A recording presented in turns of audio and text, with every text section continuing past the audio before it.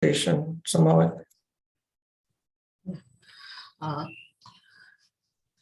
Good evening and welcome you all the participants for our program on healthcare industry. And the topic is role of CA as enabler in healthcare transformation. And second topic is Make in India healthcare industry scenario, past and future and its opportunity. Actually, what I thought that in healthcare industry is we are not, as a CA, we are not finding any opportunity or we are with healthcare industry. So I thought we should take this topic that what CA can do, because now it's a industry. Earlier it was a hospital or doctor, like private hospitals like that, but now it's become a corporate and it's become an industry. So we as CA, we have lots of opportunity in that industry also. And for that, at the outset, I want to thank CA Neeraj, Jayaswal and Suparna madam to accept our invitation so to speak on this subject. So before that, I want to request all the participants, all the panelists and moderator to keep their hand on their heart for our institute motto.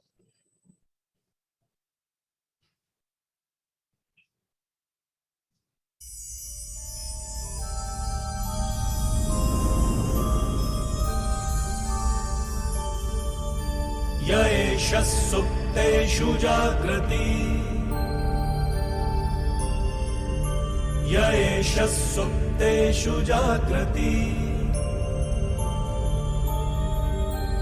Kamam kamam kamam kamam Pursho nirvimanaha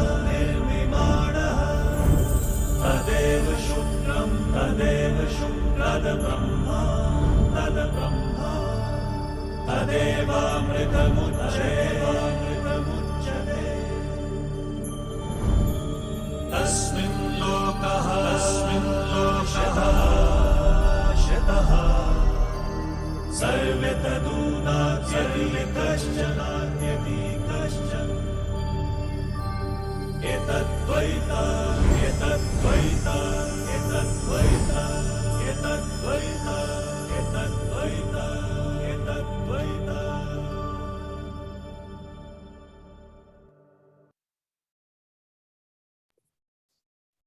Thank you, Vinay.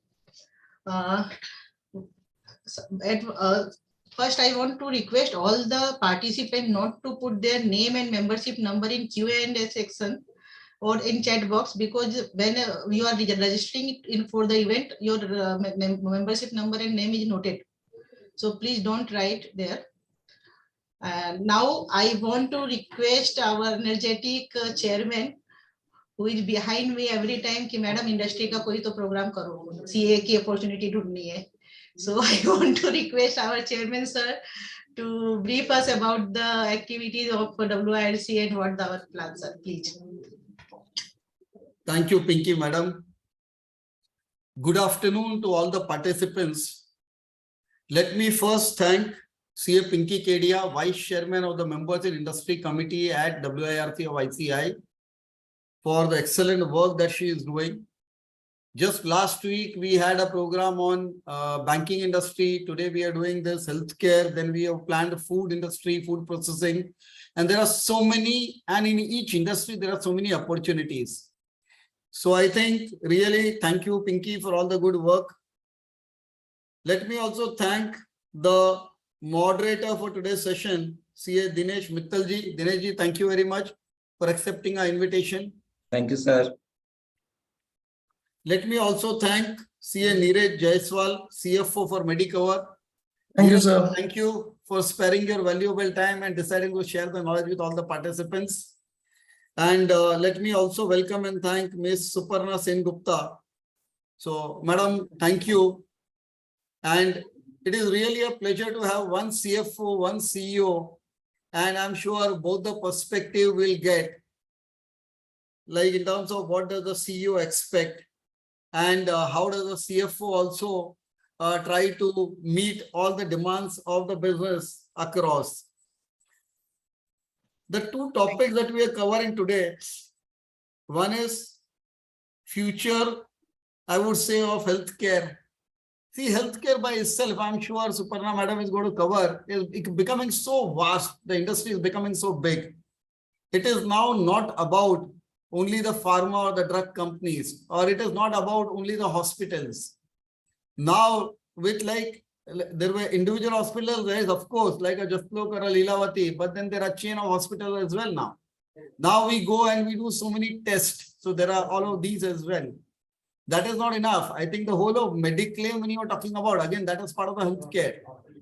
And now when you go even for a jog or a run, you wear those wristwatches and X and Y, and you measure how many steps you walk during the day. Again, those are all healthcare equipments. So the industry is becoming so vast.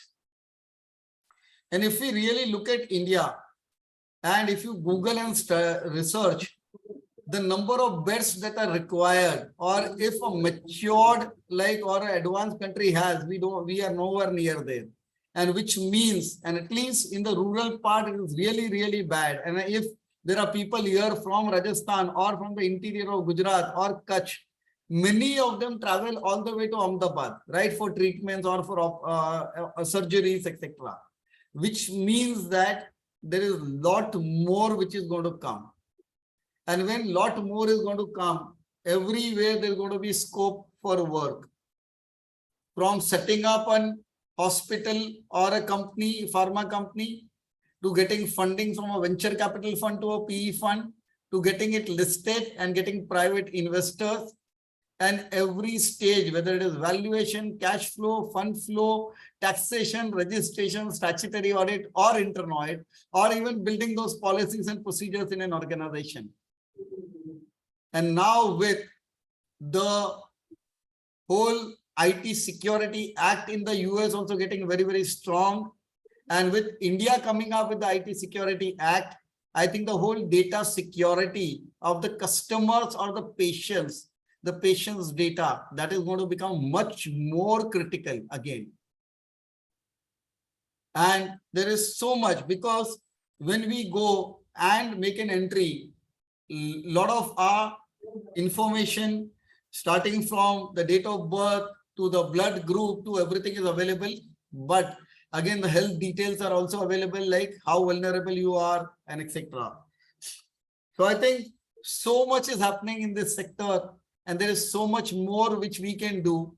And I'm sure not only as an accountant, but if we look at our role as a consultant, we can help organization in doing data analytics, in creating insights and then pushing the customers or getting value out of it. We can help organizations in doing implementation of RPA, etc., and automate various processes. So enough and more. And I'm sure each and every of the 1,000 who registered today are going to enjoy this 2-hour session. So with that, I again thank all the three, Suparna ji, Neeraj ji, and Dinesh ji, for sparing your valuable time. And I'm sure people are going to enjoy. So happy learning to everyone.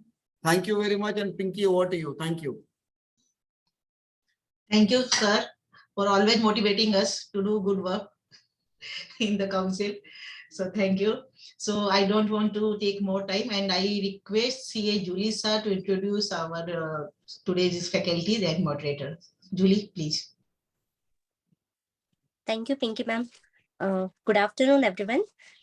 Respected chairman of WRC and other faculty members, we all welcome. On behalf of ICI WRC, I welcome you all for this webinar.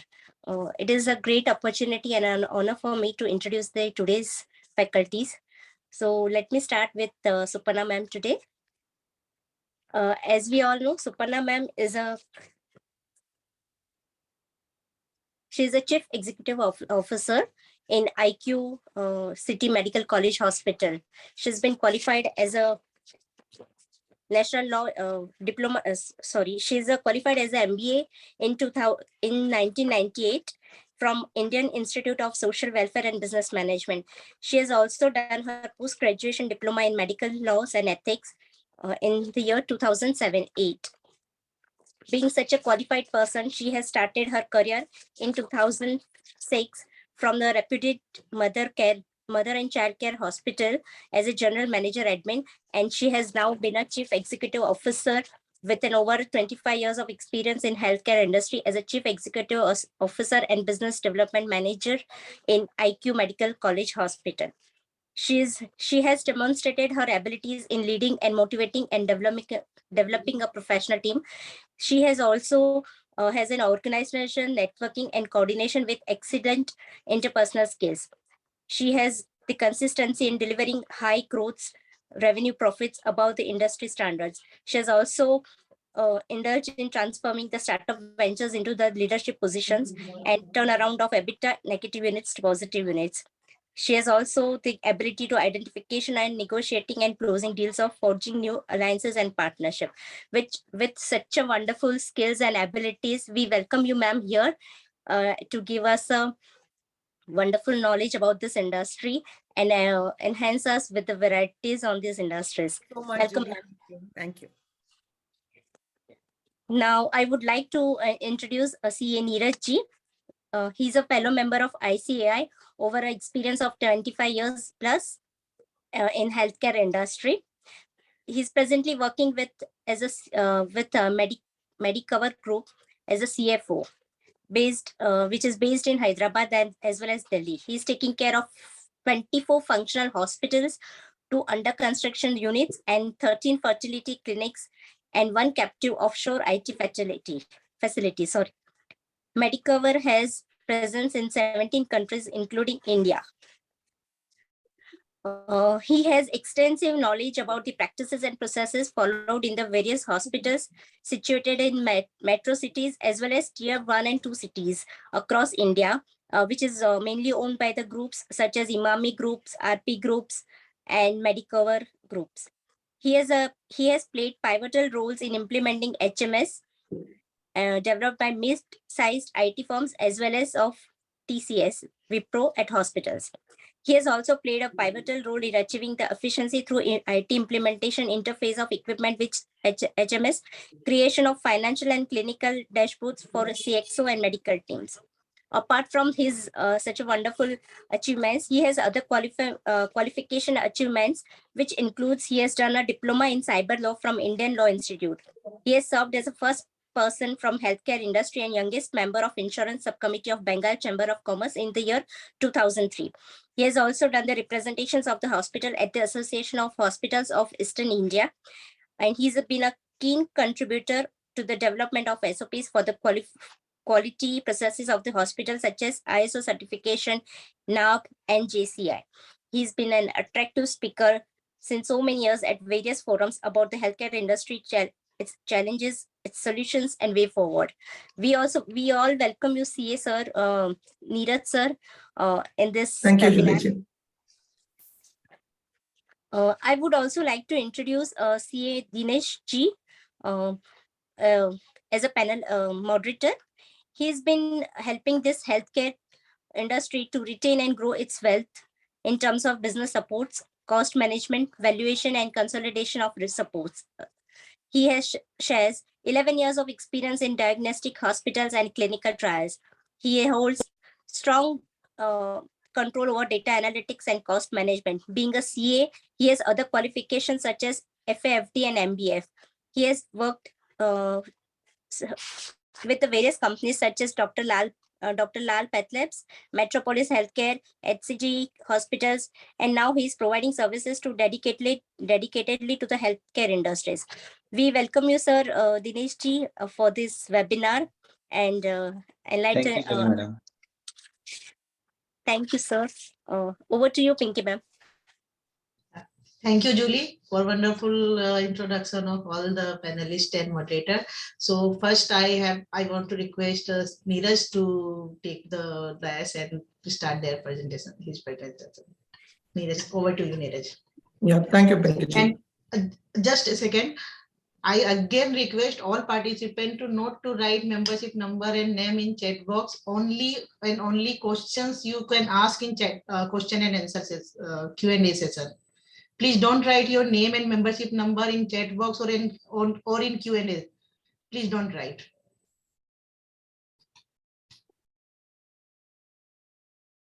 So I hope my Over to screen you. is visible. Yeah. I hope my screen is visible to all the participants and to the members Yes, in ICI. yes. So good evening, everyone. So I'll start my presentation, and this is the agenda for the day. I'll take around 30 minutes to the role chartered accountants play in healthcare industry, and how we as a CA act as an enabler in transformation in this industry. And I'd like to share my personal journey as a working in different positions of the hospitals at different part of India. And then what is the roles and challenges we play in the healthcare industry, and what are the opportunities available to all type of chartered accountants, whether it's a freshly qualified chartered accountants or veteran in the chartered accountant or anybody who is in practice. We need services of chartered accountant at different part of time cycle of the hospitals. So I hope I'll not take much of time in introduction and move to my presentation straight. So when we see the role of chartered accountants after, suppose if somebody passes out and tries to start his journey whether as a practice or as an industry, these are the conventional roles somebody looks at, whether it's an audit or it's a GST practice, or if it's an employee and working in a hospital is associated with preparation of MIS or funding, or if somebody is in the banking industry is looking for the treasury function, funding, or working capital needs, etc. So this looks all whether it's in a healthcare industry or any industry. But when we move to the roles in healthcare, it is quite wider. It not only focuses on the area where we are trained as a chartered accountant. The spectrum is more that we have to we get a fresh canvas to paint whatever we want when somebody starts his journey as a chart after passing out. So it not only covers the area of the audit, GST, it goes into legal drafting, it goes into every part of the practices we have to in smaller quantity one can face if somebody is working in a mid-size or small-size hospital. So roles are quite wider compared to what we see in any specific industry. For example, in the banking, somebody is going into the banking, or in a manufacturing industry, certain common things will be there, but healthcare calls for different skill set which you can learn while working, apart from what we have been provided during our training, working as an article clerk or whatever. But after your training, you need to train yourself throughout your journey as a chartered accountant at whatever role you are working. It's a training every day. Even for me, I learn something every day, because healthcare is so vast, it's so challenging, it's so dynamic. Learning never ends over here. So these are the core area. If I pass out today and then go into any of the industry, it's accounting and MIS. These are the four corners for a typical role in chartered accountants. We see accounting and MIS, budgeting, forecasting, transactional banking, treasury, forex management, or statutory audit, tax audit, GST, other compliances, custom clearance, import, export. Then on the financing side, P funding, ECB, project finance, working capital, and bridge loans. So, but when we move to the healthcare, when we as a role of a chartered accountants, when you start you are associated with whether it's a new hospital or it's a running hospital, the role slightly calls for a few more. It gets expanded. So in a healthcare scenario, this is the base which every chartered accountant has to work upon, the need of the capital of the business, because it's a very capital intensive business, and it calls for a continuous flow of money for making the hospital running. It's the cash management cycle is very challenging in a healthcare business. Then a typical role of accounting, MIS, budgeting, forecasting, these things is a continuous process which you come across every day, every week, or every month. Then you have statutory audit, tax audit, all these things, which is a common for all chartered accountants, whether you are as an auditor you are doing, or whether you are in industry, you are facing the audit. These are the things we have to develop when in a new hospital, and you have to take it forward and improve upon every day and day. Then transactional banking, treasury, forex management are the part and parcel of your day-to-day job. You have to manage many things, many areas of the, whether it's a collection from the patients, depositing that into the bank, or preparing a cash flow situation, weekly basis, daily basis. These are the part and parcel for a chartered accountant.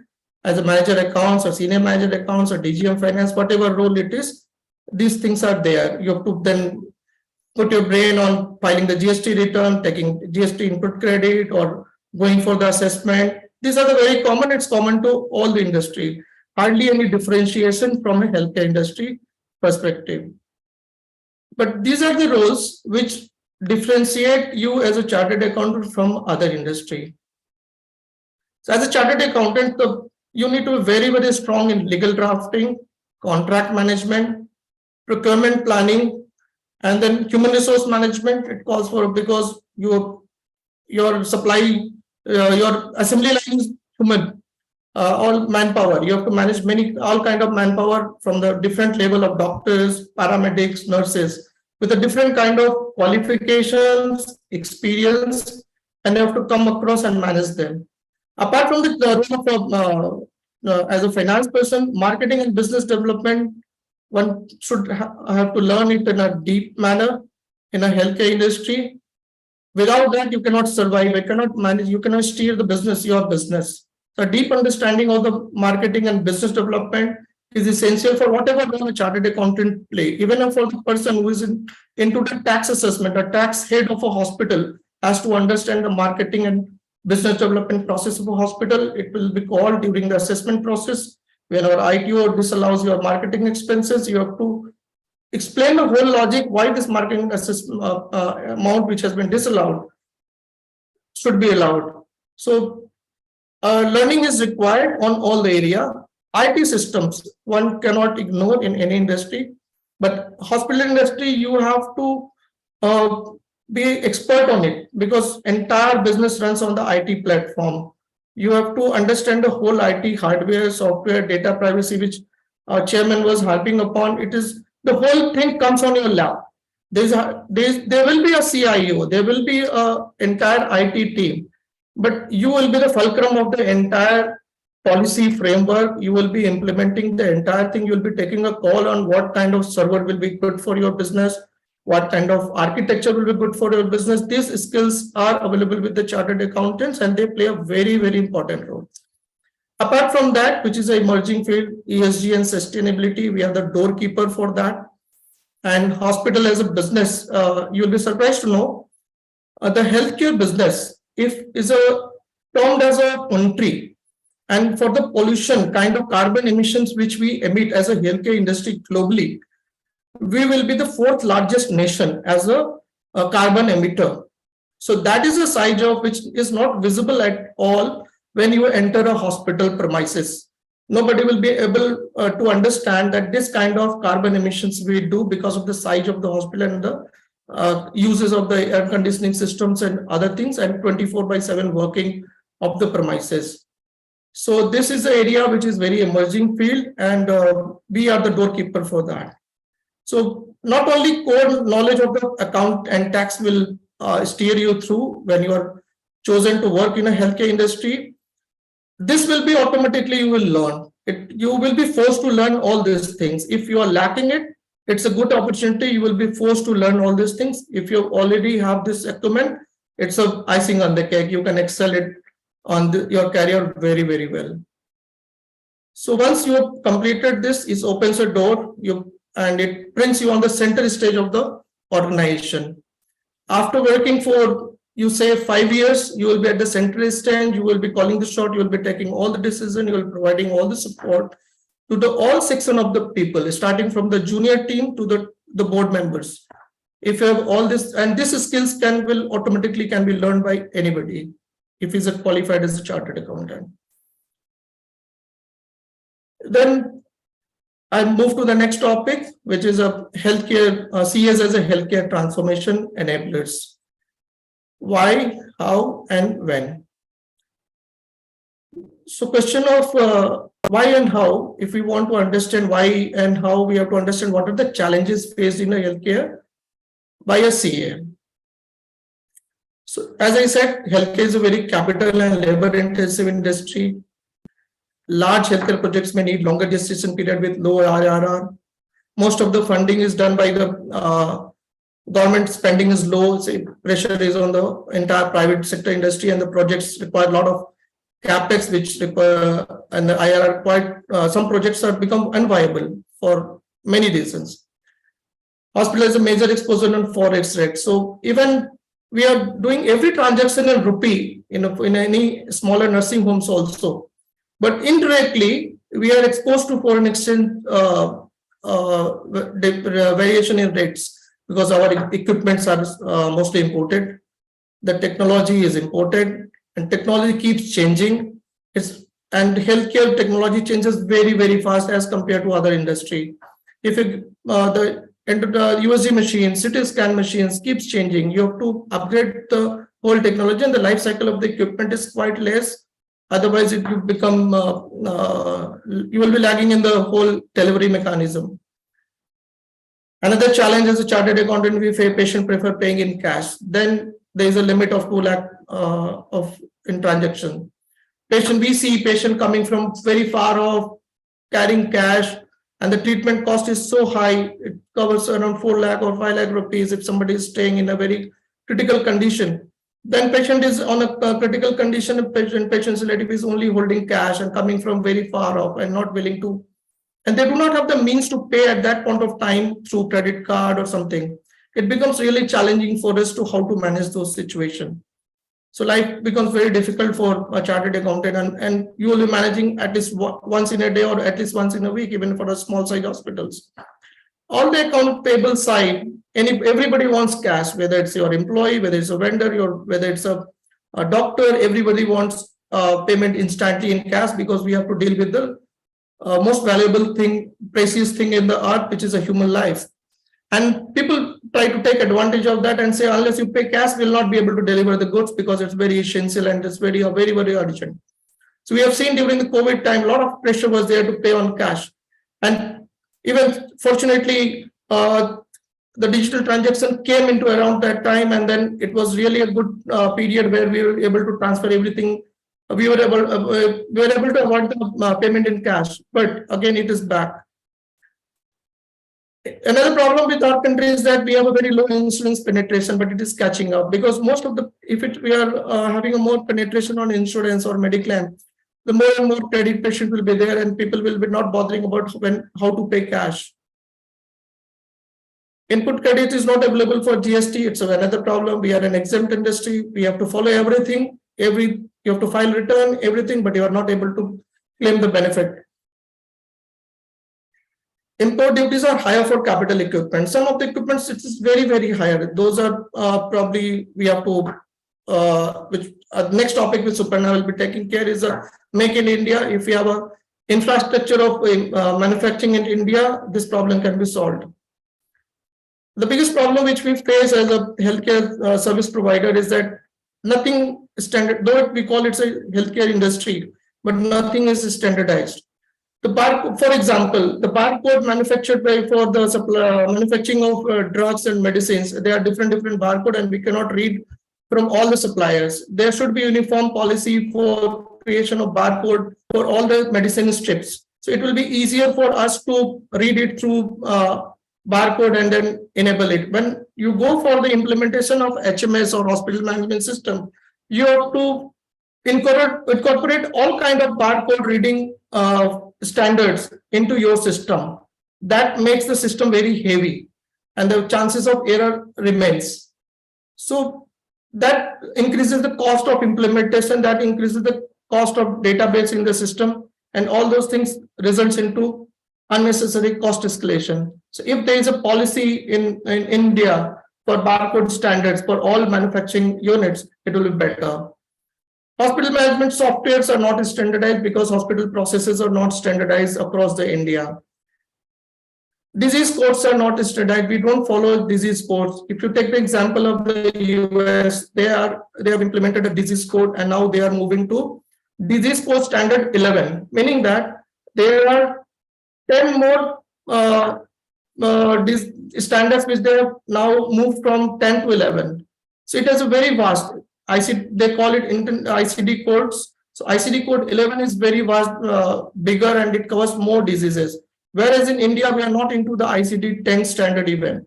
So we do not follow, though insurance companies or mediclaim companies require mandatorily to quote the ICD codes in the billing, but many hospitals do not have the infrastructure to implement that.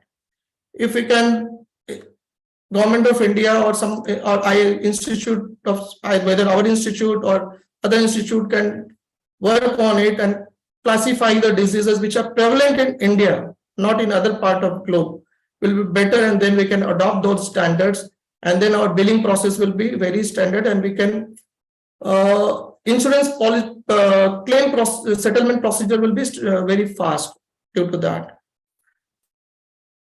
Take the example of machines. If machines are being manufactured by the companies, when they spend a lot of money on the R&D, and in order to recover the money, they manufacture the equipment which is a closed in technology. To give a perspective, what is the difference between open technology and closed technology? Like if you have a Linux system, which is the open system, which can be used and it costs less, anybody can write a code on a Linux system. But Microsoft license is closed system, so you cannot change the codes of the Microsoft. So similarly, the companies manufacture the item where the consumable can be only procured from them, and that consumable can only run the machinery in the lab. Whereas in the open system, if we Government of India enforces by the framework of law, the closed system items cannot be imported or there can be higher duty. And open system, like the Government of India has provided that open system Linux will be used in all kind of government work. Similarly, if we have an open system in lab machines or other equipments, it will reduce the cost of treatment in India, because this is a need of our. Another problem we face in healthcare as a chartered accountant is that healthcare is a state subject. The laws are different in different part of India for the education, training, and legislation. If you're operating a pan-India unit, the laws are different in different part of India. For then a common software or common processes, making that is a little bit difficult. Another biggest challenge as a CA we face is the cash flow cycles, and cost is very challenging. Cash flow is the king in any business. Cash is a king, and cash flow cycle is very difficult in hospital industry. Reason being, there is a delay in the payment from the government schemes, and most of the government schemes are funded by government and state governments.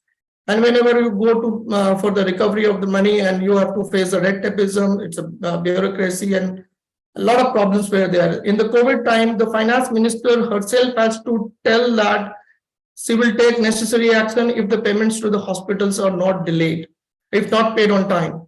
So if this is the situation of the cash flow processes in a hospital. On the cost side, we have to face a lot of problem, because our majority of cost is human. We have to 60% cost is for this on the salaries front, and people are licensed. Every employee, most of the employees have to undergo certain course, and you cannot employ any other person unless he or she has a particular degree and requisite qualification as well as the experience. Requisite experience is important. That makes the salary levels keeps changing every 6 months. Trust me, salary levels in healthcare industry keep changing every 6 months, and that becomes really challenging situation for us. This is the thing which I was telling about that, and that makes the processes quite cumbersome. The equipments, everything is licensed.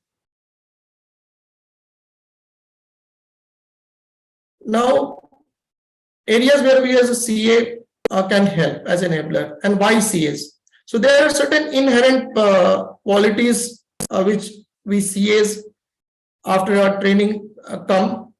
These are few, like we are a good team player, perseverance, well-trained, problem-solving skill, quick learner. All these qualities make them a good enabler in when they are encountering a problem in healthcare.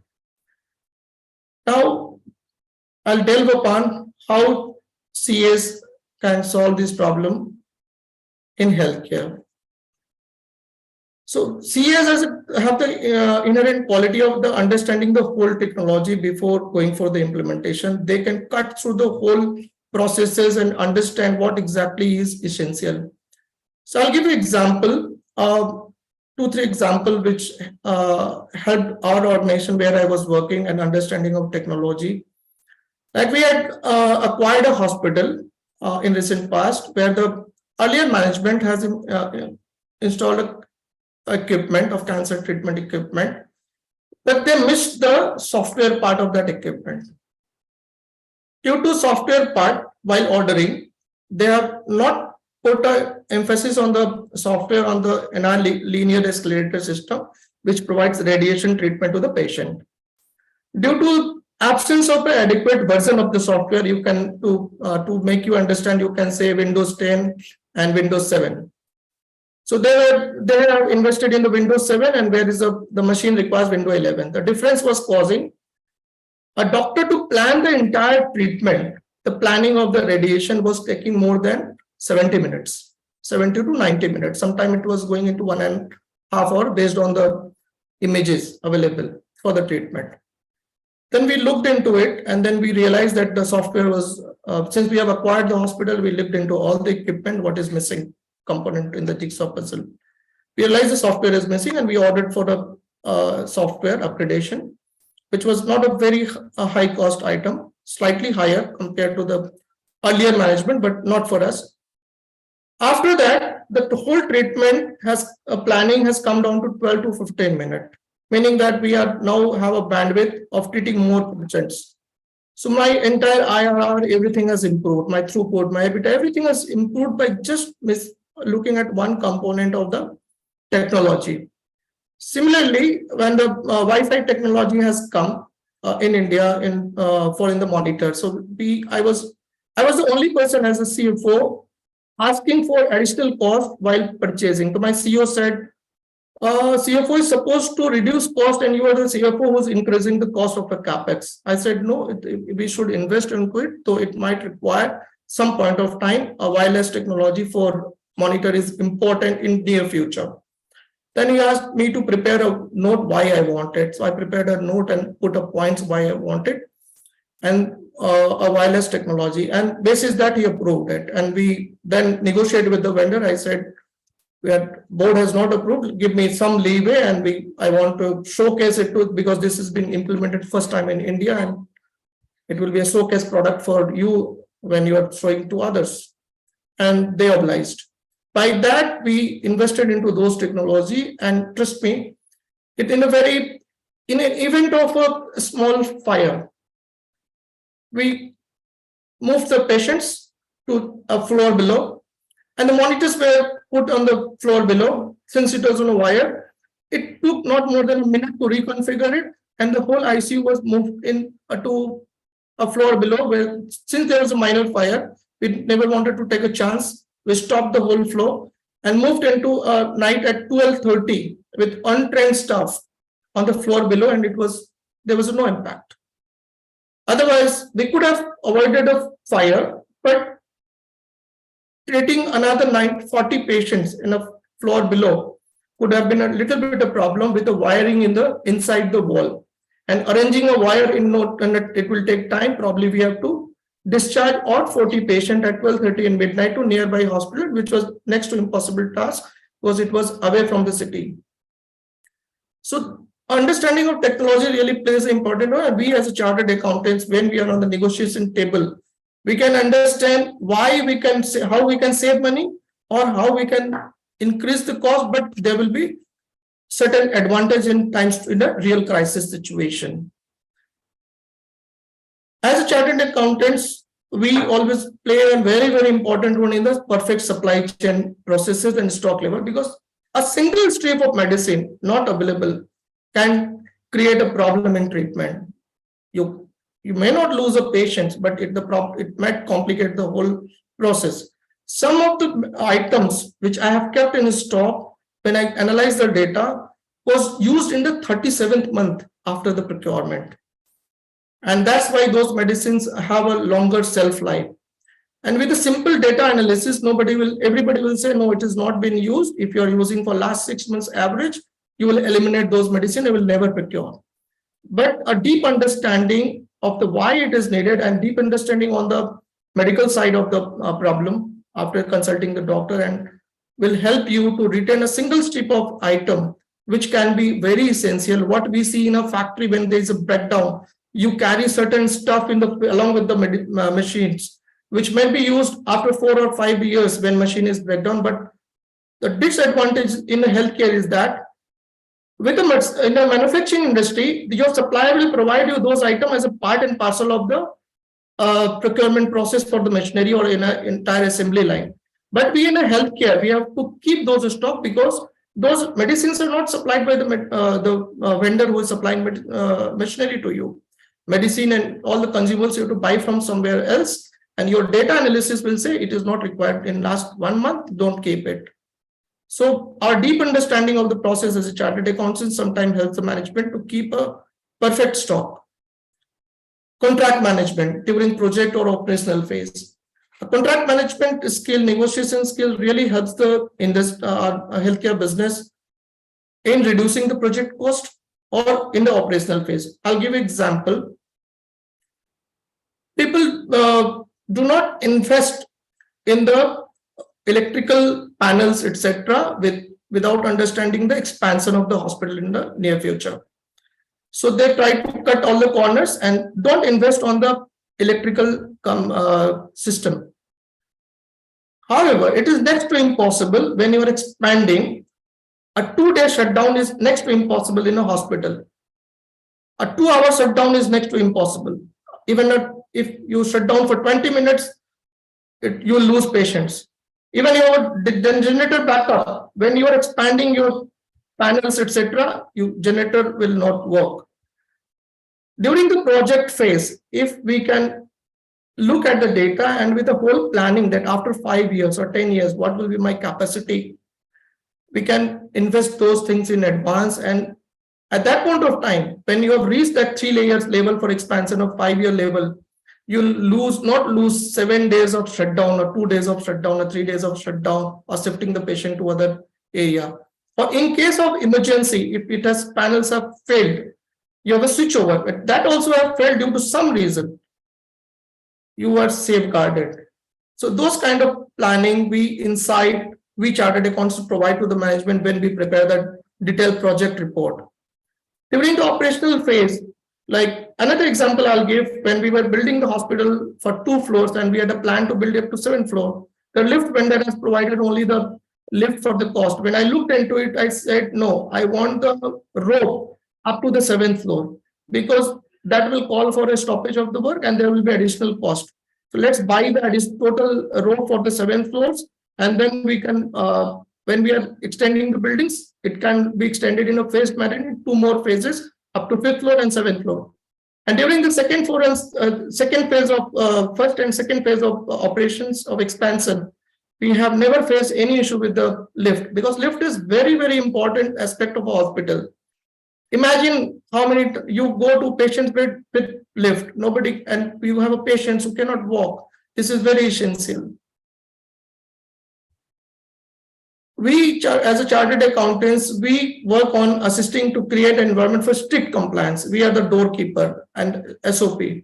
A strong finance team can enforce many decisions which need reversal, which need cancellations. A strong team helps into that. We, as a qualified professional, provide that role to the management when we have to say yes and no. We can provide that support to the management. For that, we require a lot of MIS. A good MIS and insight analysis helps the management to take a correct decision, which is very essential for a chartered accountant in working in a hospital. And it keeps changing. The MIS keeps changing every month and every quarter. It's very dynamic. You have to create a very dynamic MIS, which keeps changing over a period of time. Then assist the management to develop correct pricing policy. Pricing is the key for hospital. I like to quote the finance P. Chidambaram, or finance minister, after his budget speech. He said, You are alone at the time of revenue raising, others will help you in increasing the cost. The same dilemma we face as a CFO or a finance manager in a hospital.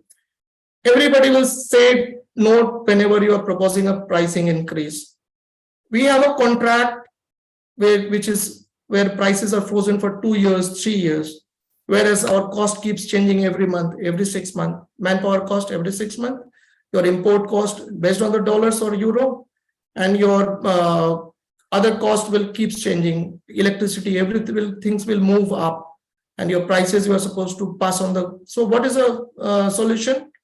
Save cost, improvise your MIS, reduce cost, pass on to the customer. You have to negotiate with your other companies. You play a very important role when you go for the price negotiation with the insurance company, with the corporate. You can tell that this pricing, like when you start a hospital, you can say, let's do it on the incremental cost because we have a sufficient capacity which is not being utilized. Let's not put the fixed cost into that. So you're allowing the team to price your product and services based on incremental costing. When you start your hospital gets filled, then you can say no. Now incremental pricing is not essential. Now you have to load some of the fixed cost. When we have reached a premium capacity, you can then vie for the profits, etc. Then you say, okay, let's eliminate the low price component from it, and you move into the value chain. And this kind of valuable insight to the management helps them to decide which market to move, which kind of business to target, and that helps your balance sheet. But when you are calling for a price revision, you have to act very professional. If you have a chartered accountant at the helm of services, it can be managed in a very professional manner. Compliance is a very tough area. When we say compliance, we chartered accountant understand the compliance of taxes and GST, and it's not. Healthcare, it is very, very strict. It's very strict. You have to understand and read all the laws, and it keeps changing. It's not ever changing like the GST or other law or Companies Act, but it keeps changing, and more tougher laws are being introduced with the passage of time. Then we help in providing a good team, creating a good team who can understand, you can provide the insight from the top management and pass it on to the team below you. A good chartered accountant plays a very important role in creating a reliable team, high performing team, guiding them, which is very essential in a healthcare business. And the good quality of jumping into uncharted territory to fix any kind of problem, we chartered accountant comes very handy. And if I have to sum up my experience into 3 words, I would like to use these 3 words. Negotiate. You have to keep negotiating every aspect during the business, and then navigate. You have to navigate whatever is coming. Every day is a challenge. You cannot plan your day in healthcare. It keeps changing every day. You have to navigate whatever the challenges and innovate. You have to innovate every time, every newer things. You have to keep innovating your area of business. You cannot keep your boundaries always same. Now I discuss in brief. I think I'm taking a little bit longer. I'll take 5 more minutes to sum it up. So what are the things which is available to us as even for the practicing CA or working in healthcare? Healthcare business is uncharted territory. There are very few select chartered accountants are there. People are not much interested to work in healthcare because of 6-day working or whatever reason. It's very challenging. However, industry is stepping up and moving to PE funding, where they put more emphasis on bringing chartered accountants in the business. Compliance are becoming very complex. An unqualified person can mess up the things. Technology is pushing cost of equipment, and then more and more cost you have to pass on to customer. The chartered accountants come very handy in reducing the cost or managing the cost. Smaller hospitals manage their cash flow in a branded solutions. It because some point of time it becomes very costly afterwards. So even they are looking for even semi-qualified chartered accountants. Not a potential is quite a huge for semi-qualified chartered accountant in a smaller hospitals. They are hiring in a big quantity. Then companies are nowadays to compel to invest in IT infra. When you are investing in IT infra, most of the legwork is done by the chartered accountant while selecting the technology or implementing it. And after the implementation, all the MIS data correlation is done by the team of chartered accountants in hospitals. Industry is moving into different submodels now. Like initial days, whenever we say healthcare, it was hospital or pharma industry. Now it's the diagnostics has come, medtech has come, aggregator of services have come. So many more and more players are there calling for more role of chartered accountants in those businesses. So what are the type of opportunity which will be available for chartered accountants? I've summed up into 3 buckets: conventional, industry demand, and emerging field. When we say conventional, the typical audit, detailed project report, TP study, due diligence, tax consulting, loan syndication, all these roles are there for chartered accountants who are in practice. And what is a vacuum, or which we as an industry player in healthcare look for, is a periodic stock audit, benchmark study for KPI, industry specific internal auditor, learning and development of staff. You can train the staff for with your module of finance for non-finance people. You can train the managers of the various hospitals about the finance functions, because we employ different kind of work of people and where the finance are not being taught to them. Then emerging field is data interface. As I said, HMS, there is no standard HMS. So you have to work with many softwares to run your operations.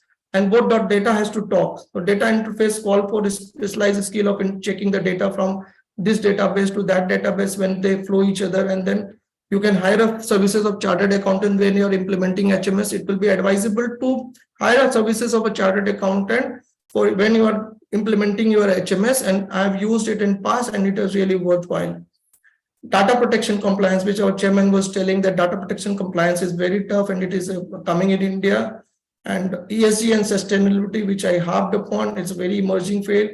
Now Institute, I believe, has come with the course also. It is available. I request members to study on that. And then, as I said, healthcare is a very big carbon emitter. 4th as a nation, if you are as a country, is an immense scope to work on ESG and sustainability in India in healthcare sector. It's immense, but I'm reiterating it. If you want to contribute there is no dearth of opportunity for chartered accountant in these 3 areas. It's a uncharted territory. It's still people are very select people are there in this specific area. FDI and ECBs, yeah, there are people who can help us on FEMA, on other law. Though in healthcare is the first industry where 100% FDI was there, but very few select FDIs have come in India because of the framework which we follow in India. So it needs change. Merger and acquisitions are happening. It's now many hospitals you see, read the news where merger and acquisitions happening. Then you come as a advisor to that. Prepare, with chairman said, preparing for listing. More and more foreign companies are coming to India, setting up their shop as a healthcare provider or through the private equity funding. So they require IFRS reporting. It's a big area. Standardization of process, which I harped upon, you can play a very important role in standardizing the process of across the hospital or the industry. We can create model, we can train, and we can even the accounting standard is not there. There is no accounting standard for the hospital. There is accounting standard for real estate, but there is a need for accounting standard in healthcare. Forensic audit and deep dive, because sometime a deep forensic audit is not required unless the company goes into IBC or something, but deep dive audit helps into reducing my cost. Clinical research is an area which is still shaping up and we require a lot of accounting. There's an immense potential there where if you understand the whole accounting, etc., as a chartered accountant, you can work as a consultant, you can provide your consulting services, because a clinical research firm would not like to go for even hire a single accountant on their payroll. They will outsource the whole work to a company who is a really professional but understand the whole processes.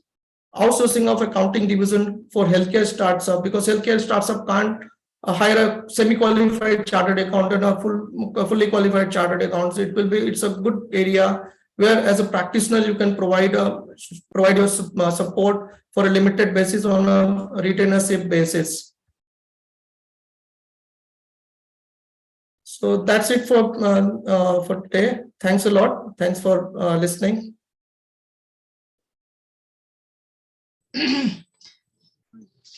Thank you, Neeraj. It was a great talk and great insights you had given us that what we can do. And surely I will recommend in the council what you had suggested us to do for our young CA and what the course we can offer for them. Thank you, Neeraj. And now I want to request Suparna madam. Can you start your screen? Yeah. So please go ahead.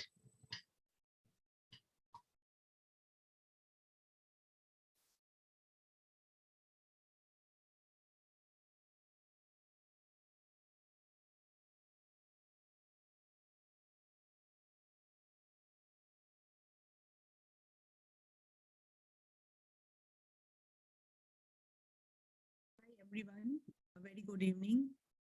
It's like an honor to be here among all of you because I'm not from the finance background, but over the years, working with many of you in all my hospitals has definitely developed a certain streak of understanding, where to get the money and how to spend. So as any kind of leadership role, you must appreciate that we have this phenomenon of controlling the financial revenue cycle management. That's a very important thing, which we all look into. I will take a cue from my the speaker, which we just have heard, CA Neeraj Jayaswal. I had worked with him before, and it is every step a learning with him. And definitely, I would try to do justice in today's session so that you all feel, like positive and energetic towards joining the healthcare industry. We are not very bored people. Like we might not be as exciting as FMCG or, entertainment industry, but healthcare, as Neeraj was pointing out, is a very, very dynamic place. So I think you will have new challenges every day. And so I think that will make the prospect much more, like you'll be like looking forward to your work day every day. That this much I can guarantee you. So let's start. So today I'll be representing the healthcare industry. I'm working as in the leadership roles for the past, I think 22 years now. And what has been a challenge really has been to understand the working of this particular industry. So let me tell you that the new concept which is coming is that Make in India. Like what is Make in India? Now, when you talk about India in the national perspective, what strikes us as healthcare leaders and, that the horrible state of affairs of the healthcare spent in India. Now, if the population is rising now, we are now around, I was just collecting the data, we will be now 1.15 billion by year 2030. So almost from 1960, suppose we take it post-independence to till this month, we have grown population-wise like 200% growth. Now, what is happening with so much of rise in population, the spend on healthcare has not risen the way it has to rise. So naturally, it has been facing challenges from all the sides. Now, our GDP, from the total GDP, the percentage we spent in healthcare is hardly between 1.3 to 1.8%. So the national norm or supposed to be the accepted norm is like 3%. So we are far below than that. If you consider China, it's like 16%. If you consider UK, it's like 9%. So I think the spend is something which really the government has to look into in future. And how it will happen is we look inward. except looking outward, we have to start looking inward. What we can achieve. See, in Corona, we have shown the world that what we can achieve. So our achievement of having, generating this infrastructure to fight such a pandemic has been a global experience. And it might have also raised few eyebrows that how could we come up with the vaccine so fast? So India is capable, and me being one of the leaders of this industry, I feel that I am honored to be part of this country, because here you can grow, you can actually bring in concepts. People are here to listen to you. So this is an industry where it is so as to say that it is a growing industry. And since it is a place where it's a state subject mostly, so between health and education, suppose we make the positive contribution, so the nation will grow. So this is my brief introduction, and then I'll start my slides.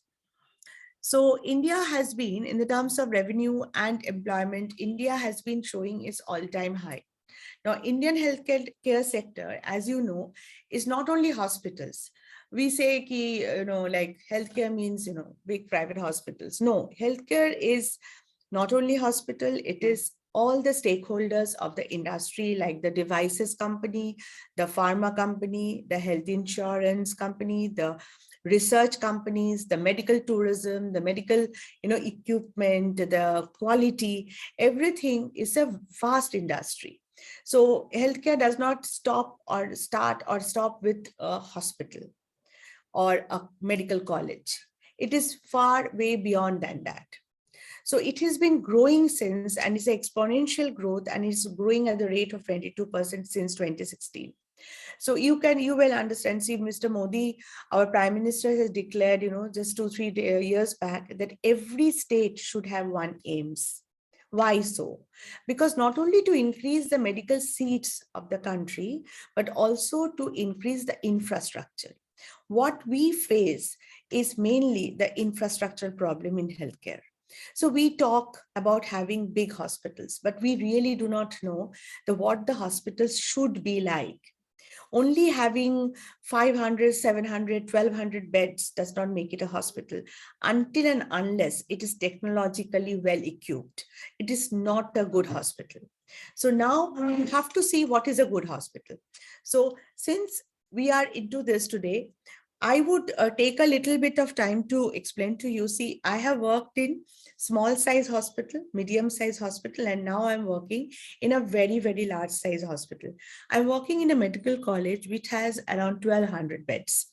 So you have to understand that whenever we talk about healthcare, the bed size definitely matters, because on the bed size, the capacity building or capacity management is the term which we generally use in management, is the how best you can manage your capacity. So it includes not only the housing of patients in a hospital, but overall is, how will you finance the place?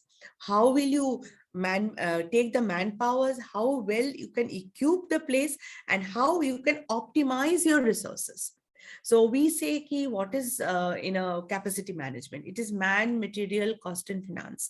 So this is the 4 pillars on which the entire capacity management of the hospital is standing. So whether today you are 100 bed or you're 1000 bed, it is how well you are managing will definitely determine your growth in the future. Now, past and future of healthcare industry. Previously, we used to see that primary healthcare centers were actually the main point of contact for any patients who were falling sick. So there were no concept of tertiary level care, and people were not understanding between the primary level care and the tertiary level care. So between primary and tertiary care, the secondary care actually grew faster than tertiary care. So what happened is, when you are getting sick, you are running to a local pharmacy or a local GP in your neighborhood, or maybe you are going to some Shastho Kendra, which you say like health centers. So we just go there and then we actually are referred to tertiary level care. So immediately you are either, if you are from the rural sector, you are either referred to a city for care, or you are referred to the nearest medical college hospital. So there was nothing in between. So, in the time between 2000, like a much below, like late 70s, say, like around 2000, there was an exponential rise of, secondary care level. So here it is not, it grew by demand. So lot of, gap has been bridged with the coming of the secondary level of care in healthcare industry. Now, which are the second level care? These are the nursing homes that is more than 100 beds. And these came, but they are less than tertiary care. Now, suppose today the load on the tertiary care is so high that people have almost forgotten to go to a secondary care level. So government is actually now taking it up and piling it up along with the primary care center so that the preventive health management comes into the picture. So today, from curative, we are actually moving to preventive healthcare. So what government decided, again, I'm saying why I'm saying government so many times, because health is a state subject. So now if you are even building a private hospital, but your norms, your regulations, your statutaries are all related to the government. So the government now decided that instead of having a tertiary level care, which is very, very expensive to set up, why not strengthen the secondary care and the primary care in such a manner that there is a lot of preventive healthcare happening rather than curative management. It has actually helped us. So if you see that, I was just going through another data which I would like to share, that, with every 10% of increase in the health, we could see actually a 3.5 months of life expectancy. So what is happening? These chronic illnesses, which were, like so-called lifestyle diseases, like, diabetes, hypertension, and then later on cancer. These are actually lifestyle disorders. So actually the spend on lifestyle disorders are minimizing if you are strengthening your preventive health management.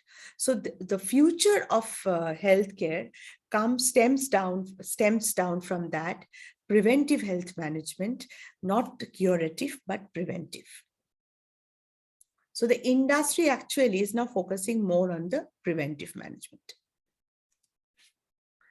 So in India, hospitals have existed from ancient times, as I was telling, and there was equipment. Naturally, it's like a very common thing that technology advancements were not there, awareness was not there. There was no setup of understanding what is primary level of care, secondary level of care, and how to channelize the patients towards the curative part, bypassing a very, very big level, which is called the secondary level of care.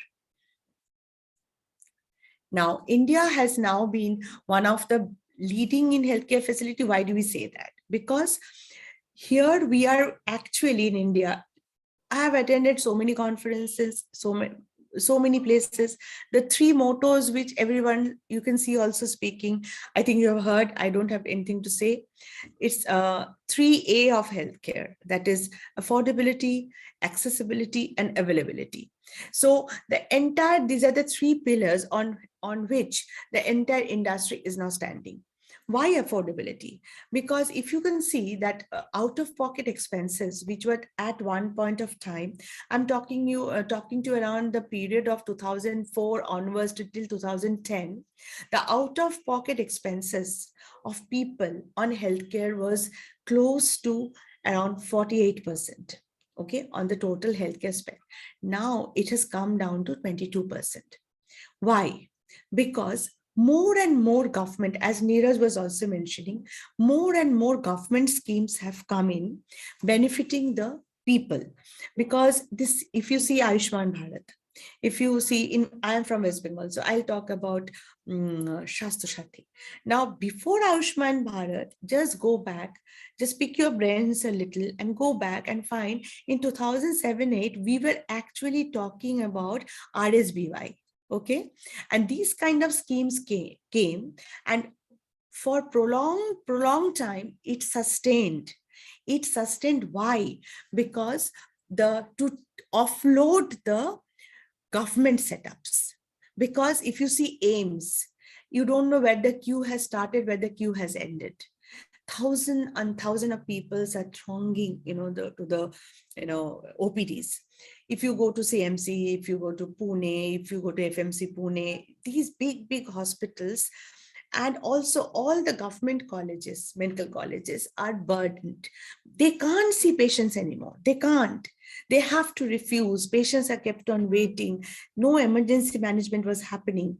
So naturally, government has to intercept. And they were actually telling the private players like us that if you do not participate in the schemes, then you're, what I should say, that this is a part of your CSR, you can say a part of your, statutes.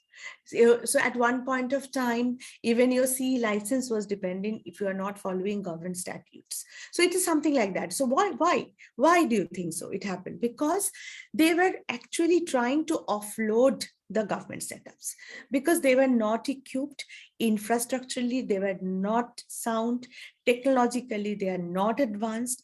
And we thought that as private players, we are doing justice to patients by bringing in new technology, new equipments, very qualified doctors, but are we providing the health care for all motto by year 2020? No, we were not. We were only, acceptable to people who has cash rich, who are cash rich, and who have private insurance. But people who are the main people of India, they were not, provided the healthcare which they needed. So these concepts came in. So patients have now become more conscious because they know that I have this card and this is what I am supposed to get.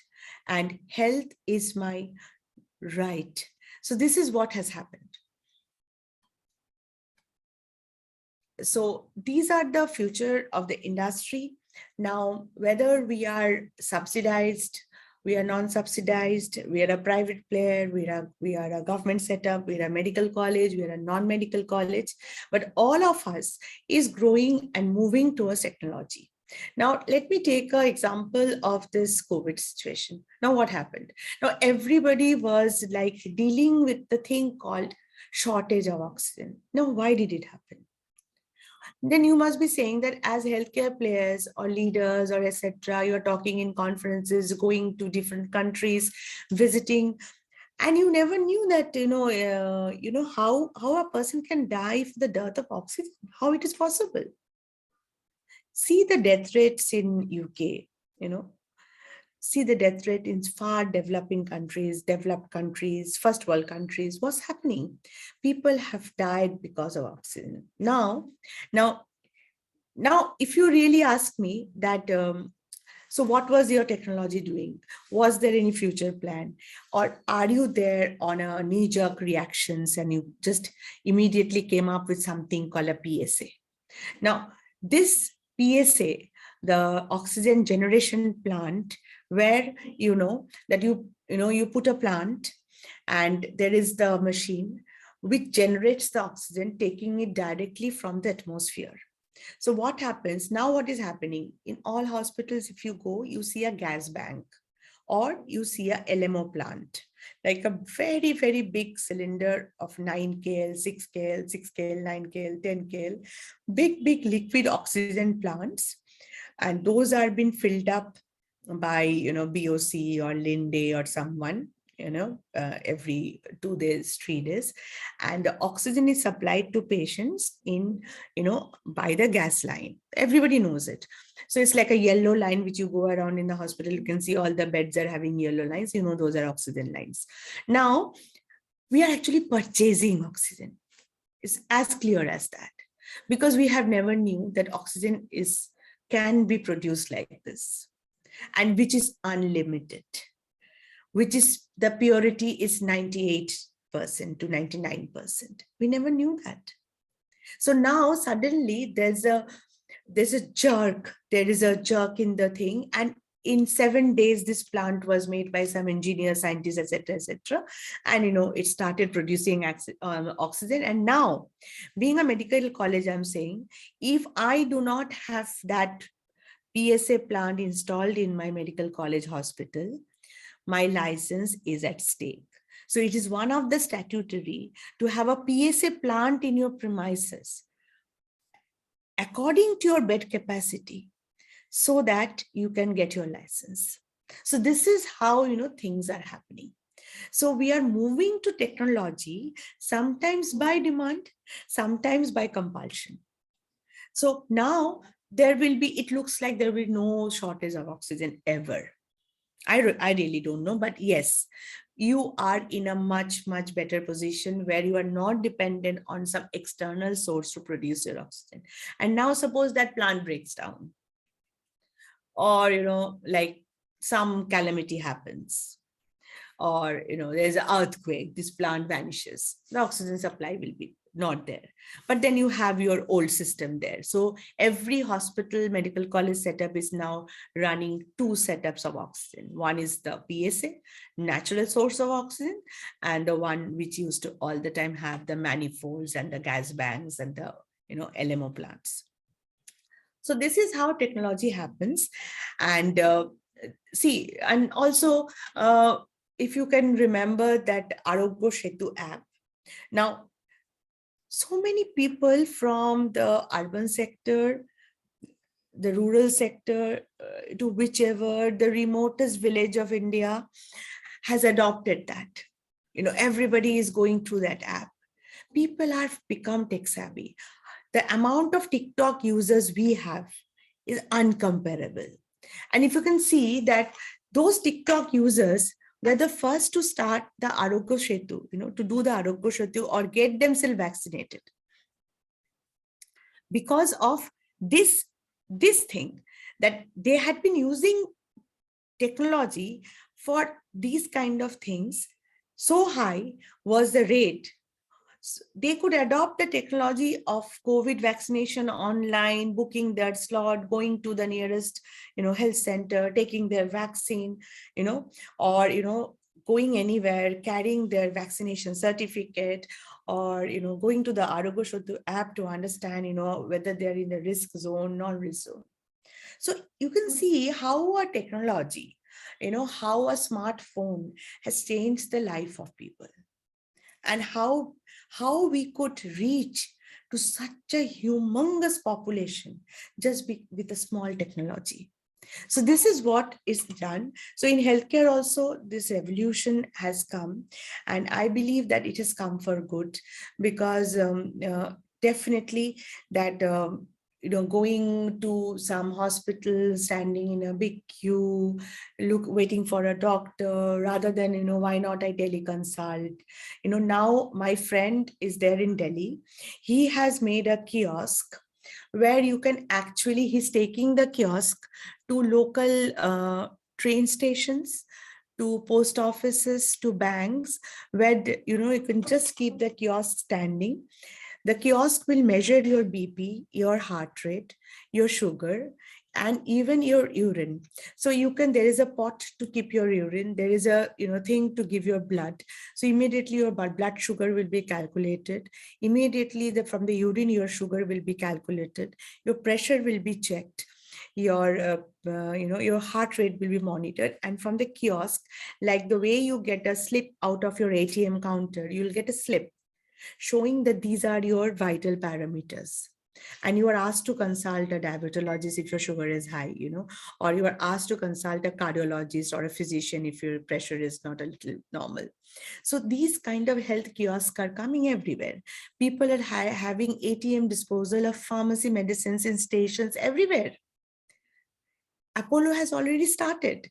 So you can see that Previously, what is to happen is patient is to go to the care center. Now, the concept is point of care. So we have small machines like this, which you can keep at home. You can check your cholesterol, you can check your thyroid level, you can check your sugar level, and you have to buy one strip. That one strip will cost you like some 4,000 rupees, but it will give you around, say, 500 to 600 tests. So these are point of care, you keep it, you plug it, you put your blood in a small, like a thin strip you put your blood, and it comes, the reports comes.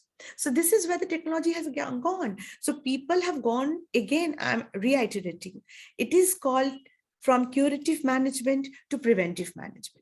So if you have help at home, if you have something like a smart watch, monitoring your pressure, your heart rate, etc., and oh my God, I'm not feeling all well, let me go to a doctor, or your ECG, you have a strip here. There's a small device. It has been developed in Israel.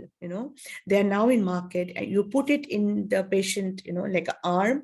All the home healthcare companies, they are doing it. You put it here, and your ECG gets monitored, and it comes in a phone of the doctor like this, immediately, that, this is the ECG of the patient. So you don't have to run around. Don't have to go, don't have to book, call, take an appointment, nothing. So this is what technology has done. So why? You have been monitored so closely when you have help at home. So chronic illnesses can be taken care of if you're a little vigilant. So that will not only help the government to have equilibrium, like, there is an equilibrium of care. But you cannot have the private sector giving all their care and the government doing nothing, or you have the government to do all their care and private is not doing anything.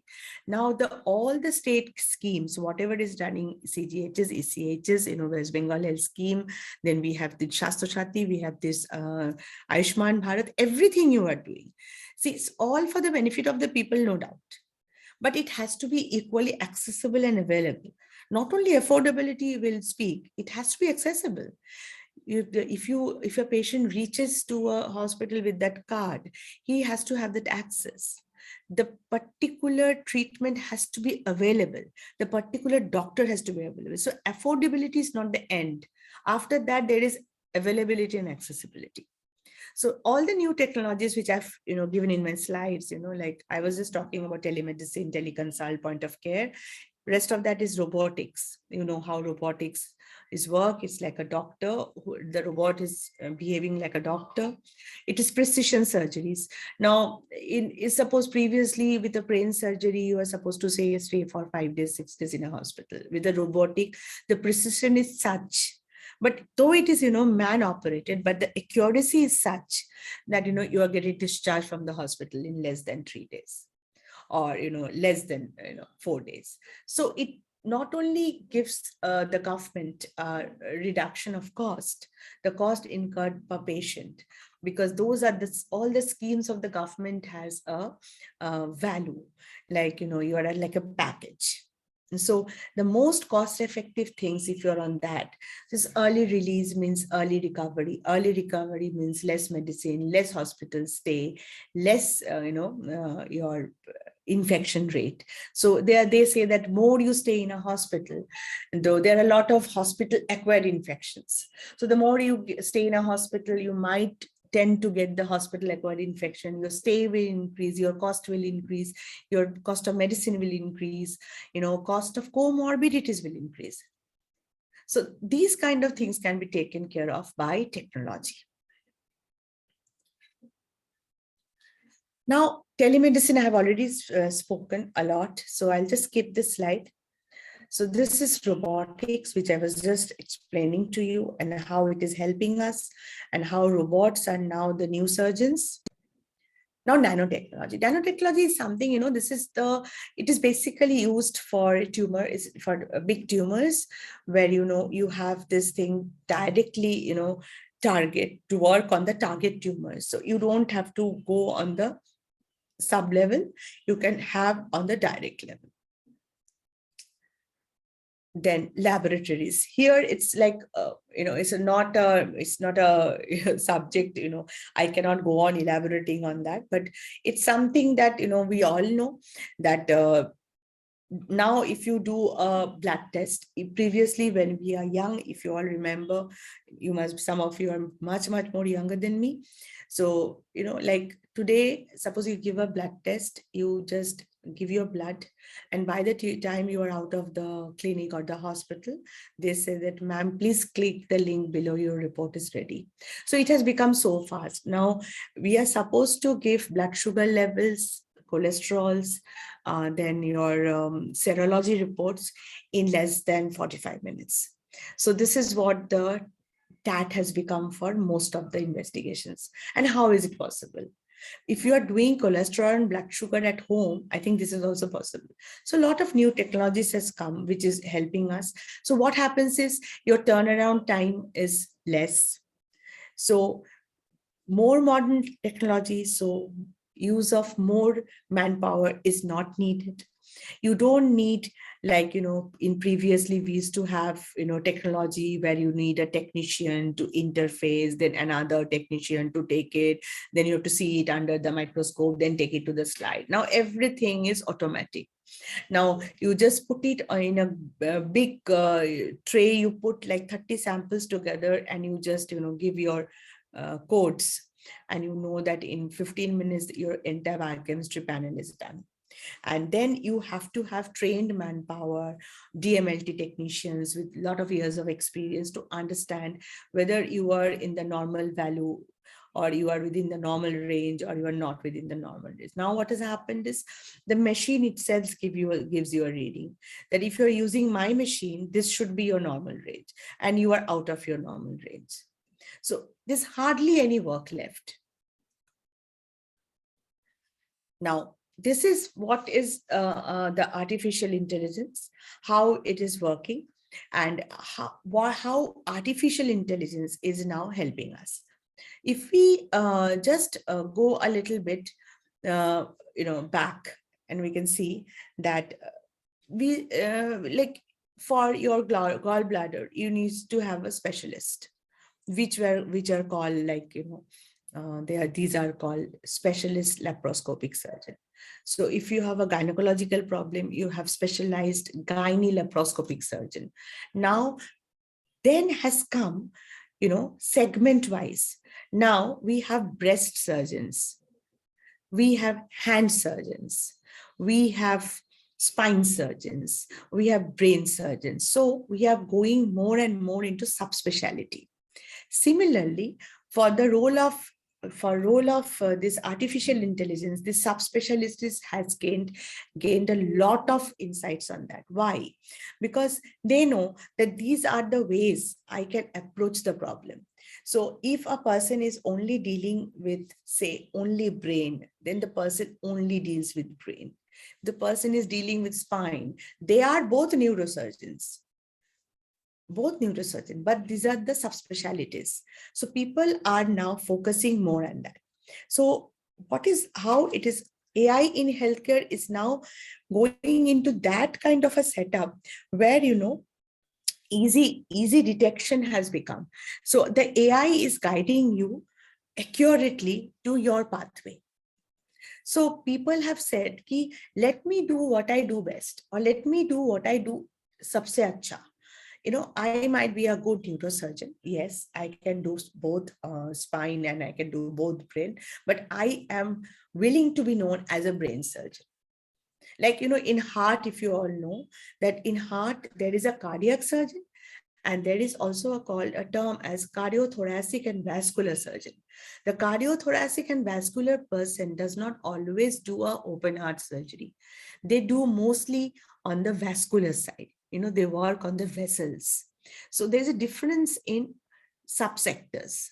So with the help of AI, this is getting much more strengthening, because this is giving you a very, very superior experience. You are going to such details and other day we bought a cath lab, which is AI enabled. Now what is happening? Previously, one catheter used to go and through your femoral, and then there is a big cath lab panel where you are just pushing the catheter from the thigh region, that is the femoral region, and you are looking at that panel to understand where the catheter is going, and you see in the panel and you are like pushing.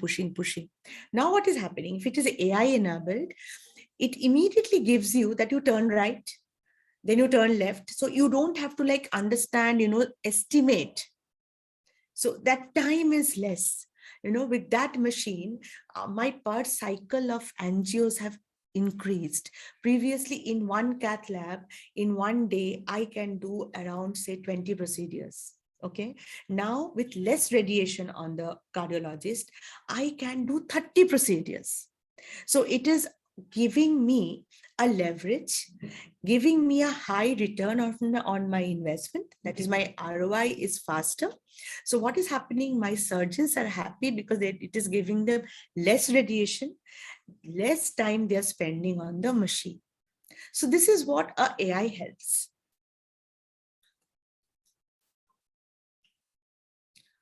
Now the thing is electronic medical record. This is another big leap. And I will tell you, it has been a very, very dear subject to me. And I have been to some, like I have gone to IIM Ahmedabad also, I've done a specialized course on this. Now I'm doing a specialized course on EMR from somewhere else. So now what is happening is that EMR is now going to be the big leap of India healthcare transformation. The National Digital Mission, as you all know, I'll just go to the slide so to make you understand that this is the new India. This is the new India. So apart from becoming a manufacturer or becoming a pharmaceutical giant, you are the giant in vaccination. This is what you are supposed to be doing. This is what this is the concept which has to take the main seat now.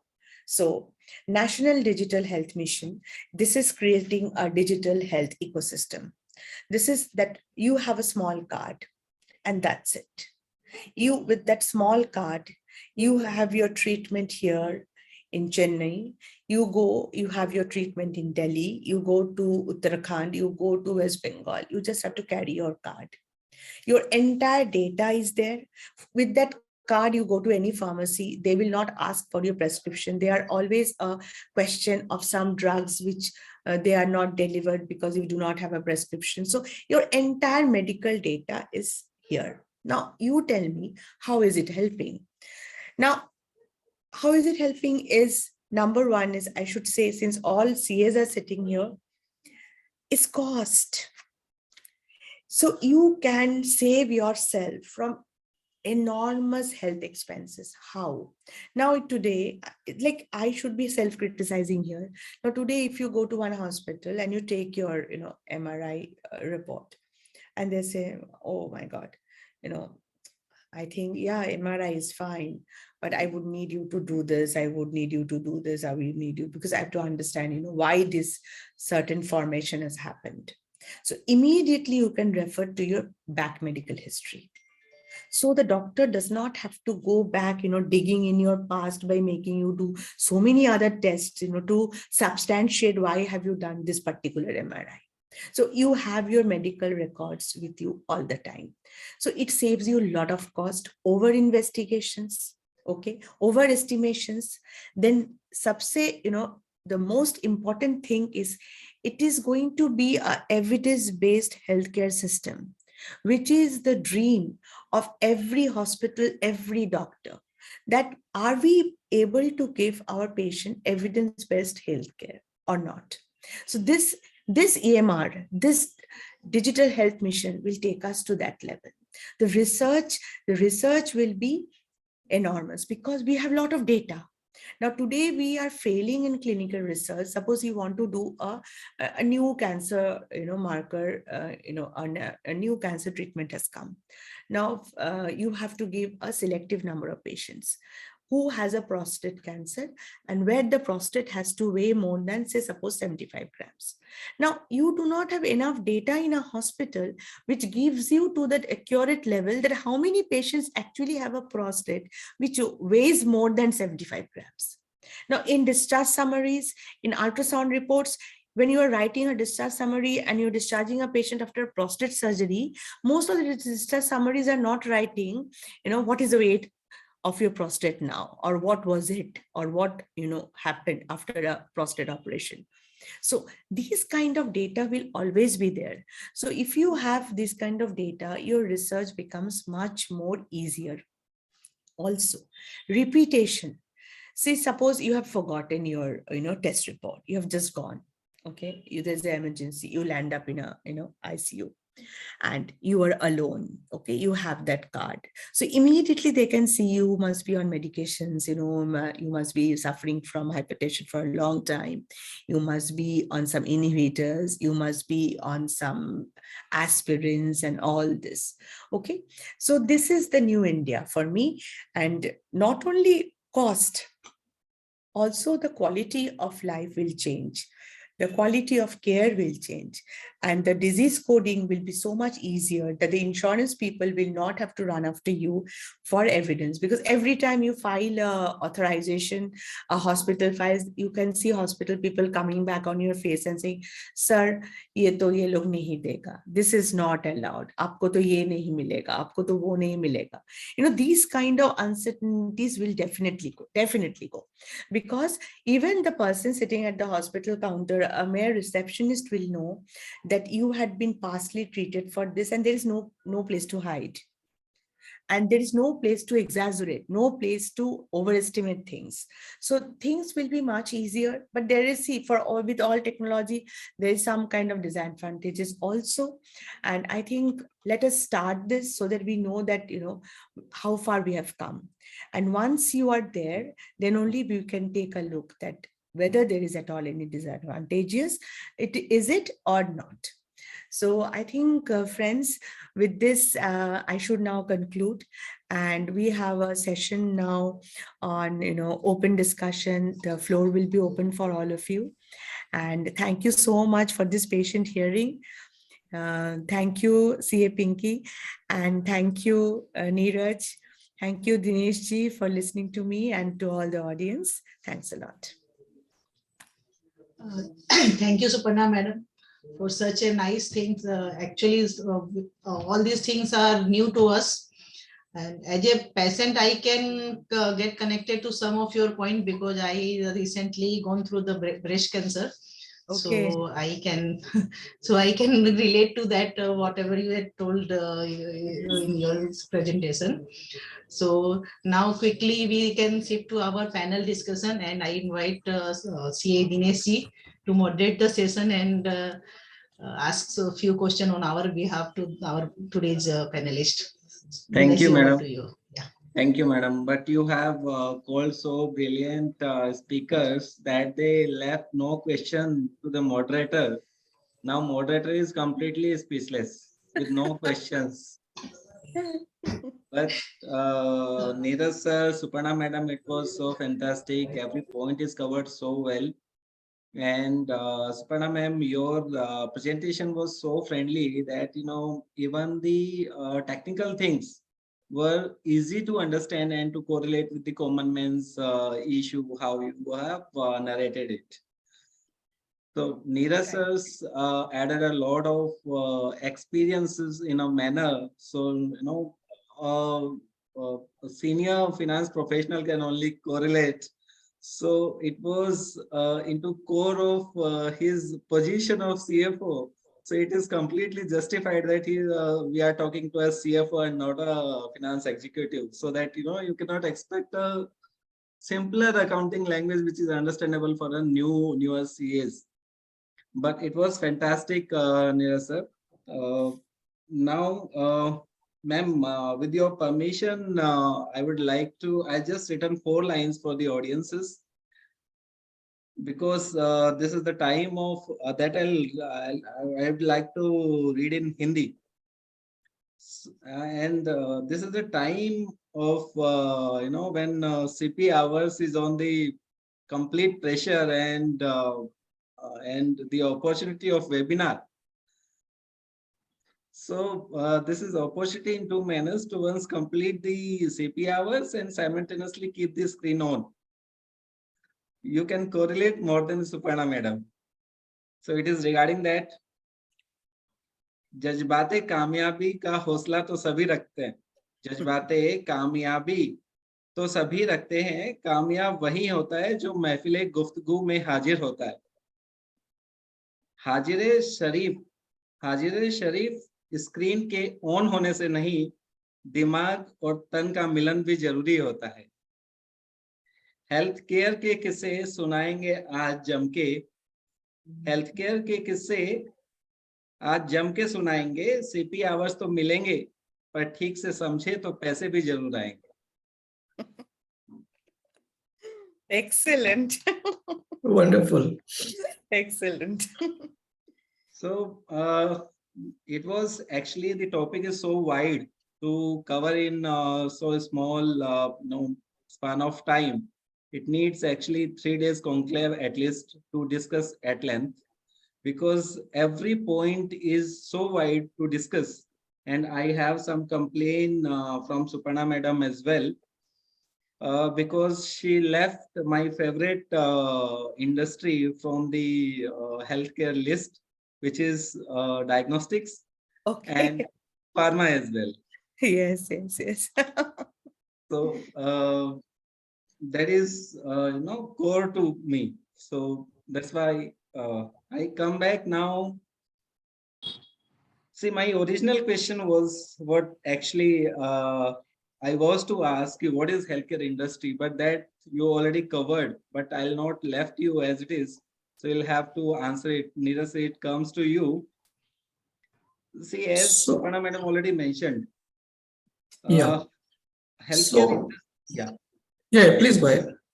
so healthcare industry contains is hospital, pharma, diagnostics, telemedicine, equipment and supplies, and clinical trials.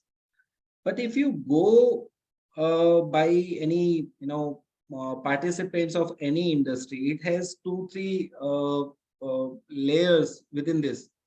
Few parts are already on the peak, and few parts are just getting developed within the country and has a lot of scope, and few are going on with a you go with a perfect pace as of now, so you will be going good. You can say a midline of both the industry.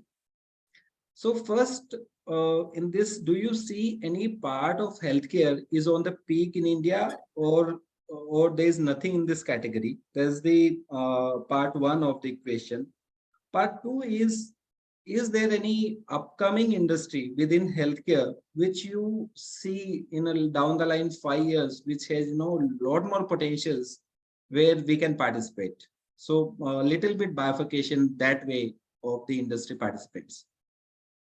Yeah, so when we say healthcare industry, it's like an aggregation of many things. It's not only necessarily the hospital or ambulatory care or pharma company or suppliers, all the things. So it's an aggregation of goods and services. And typically when you say healthcare, it's aggregation of service like the services for the curative, preventive, which Suparna has harped upon, and two more component which is still not stepped up in India. It's a rehabilitative and palliative care. So these are the 4 treatment stages or the practices, and then apart from that, it includes the pharma and life sciences companies per se, that equipment system. In fact, the financiers for the healthcare services is still shaping up. Some of the companies are offering their services, and then it will be part of the healthcare where the patients need financing, whether it's an insurance, it's a finance through insurance, like in abroad where the NHS is there, or the insurance in US. And in fact, in our company, we were pioneer to start, we run the largest insurance company in form of employee state insurance scheme for the working class, for the factories. but that has not shaped up quite well.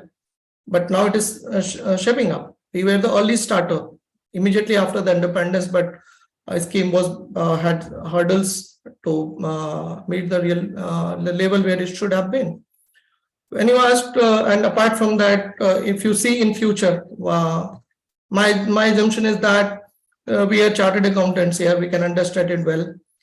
When the financing business started in India, banking business started, it was followed by the credit rating. But if you ask me the question, there should be credit rating for your health, which is more important than your financial rating. It is important.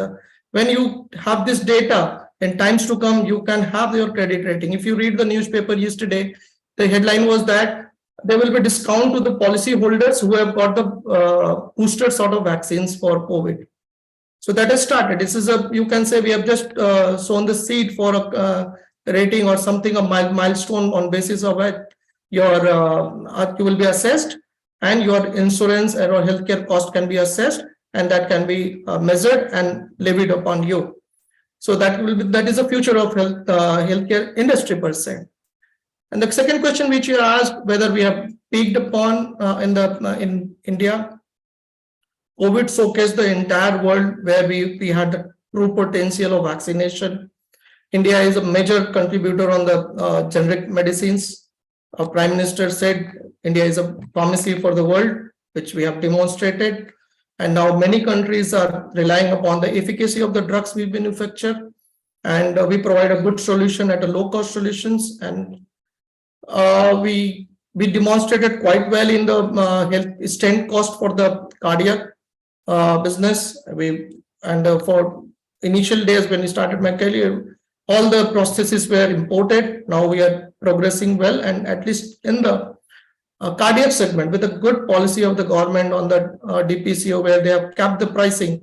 And when there was a knee-jerk reaction from the hospital, assuming that okay, all hospital will be killed, but no, it has not. It has moved in other way around. We are able to do more and more surgeries. More and more surgery gives an edge. You see a doctor who does a stenting in India, the number of stenting he probably does in a week or month is the entire doctor does in a decades in the US. So understand the expertise of a doctor who is doing it repetitively, and his expertise level and that data, if we can capture what Suparna was telling in the digital admission, if we can accumulate all this data, we'll be able to create more such milestones in times to come. We are creating a best. Yes, we are late starter. But late starter sometimes gives you advantage. Late starter gives you advantage. If you see the grids of the US, they have started electrification earlier than us. Now they are facing problem in the grid because cost of replacing the entire grid is more. We were the late starter in the telecom sector, in the mobile technology. When the whole world has moved, we're using mobile. We were not at all using. But now we are front runner for the 5G technology. Sometimes late start is advantageous. So in healthcare, we are in advantageous position if being a late starter. We can adopt modern techniques, modern technology of equipment. Hospitals, we can load bigger equipment, and we can import those. We can afford that now. So we can start an ecosystem of health tech. We have a good startup ecosystem. That ecosystem is playing quite well for the health tech startups, for AI, for development of systems, and we have the best engineers our engineers are the best, and they are the CEO of bigger companies. But very soon they will be heading the healthcare companies globally, I believe, and those companies will be in India. Those companies will be headquartered in India. If you ask 5 years down the line, I strongly see a very big companies establishing their shops in India and providing export of key technology. You'll be surprised to know that CT scan machine software is developed by an Indian who was my ex-colleague, who headed the whole project at the GE.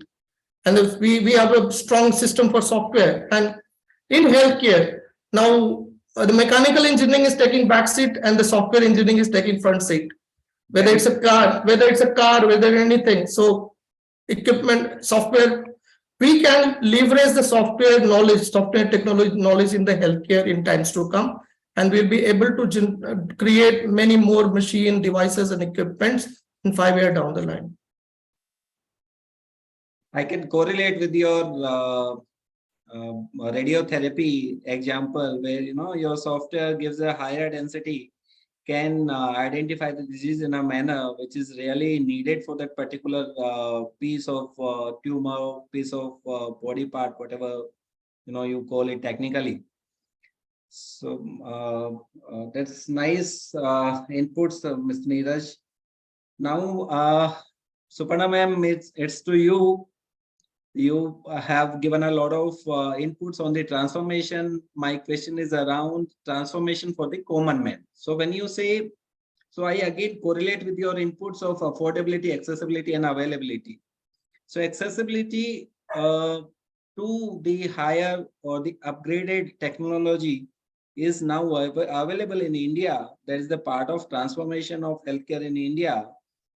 But that is not in the reach of common man till now. If you go to tier 2 and tier 3, those are hardly available. Like your robotic surgery, like your other AI based thing, or if you talk about any upgraded technology in the super specialty thing. So if you talk about transformation for the common man, what kind of transformation as of now you see that will come in next 3 to 4, 5 years, which will help the village side or the tier 2 side? It may be in terms of affordability, or it may be in terms of reach, availability. Okay, so that's a very pertinent question for me, because as you know that the place where I'm working right now, that medical college, is in Durgapur. It's a place, it's 180 kilometers from Kolkata, the metro. So it's a tier 2.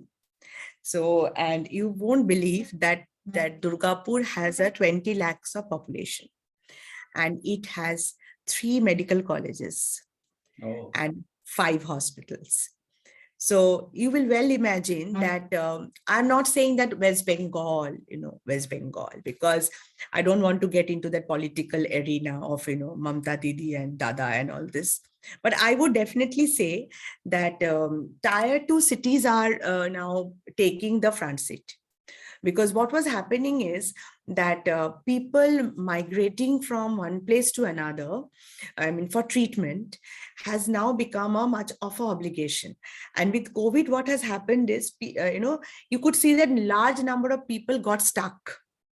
Okay, so government, I think nationwide, it is now a thing that to strengthen the tier 2. Because otherwise, because I was talking about having aims in all the states, right, by Modi ji. Now, this is not happening in the metros. Kolkata did not get a aims. Kalyani got. Kalyani is around 210 kilometers from Kolkata. Like in Delhi, there is a aims, but the next aims has been done in Rishikesh. Okay, now these tier 2 places are getting strengthened. I was mentioning that. Ma'am, in Mumbai, we don't have any aims. It will be there, also. ma'am. It will be definitely there in some, some part of maybe, Bombay, little bit offshoot of Bombay, there should be, because secondary care level and tertiary, this gap has to be now bridged. Now, we always thought, that in the rural, it is primary healthcare center, Gramin Shastho Kendra, मतलब आप जाते हो जहां पर आंगनवाड़ी तुमको लेके जाते हैं, ICDS, ASHA workers are working, और यू हैव एम्स, बीच में कुछ है ही नहीं, for common people. That was the thing. But now this has changed. Suppose I am sitting in Durgapur, so my nearest medical college for so long, where the people of Durgapur and adjacent, which is called West Bardhaman district, used to go to Bardhaman Medical College. Okay, that is one of the oldest medical college, like, our SSKM or, JJ and all this.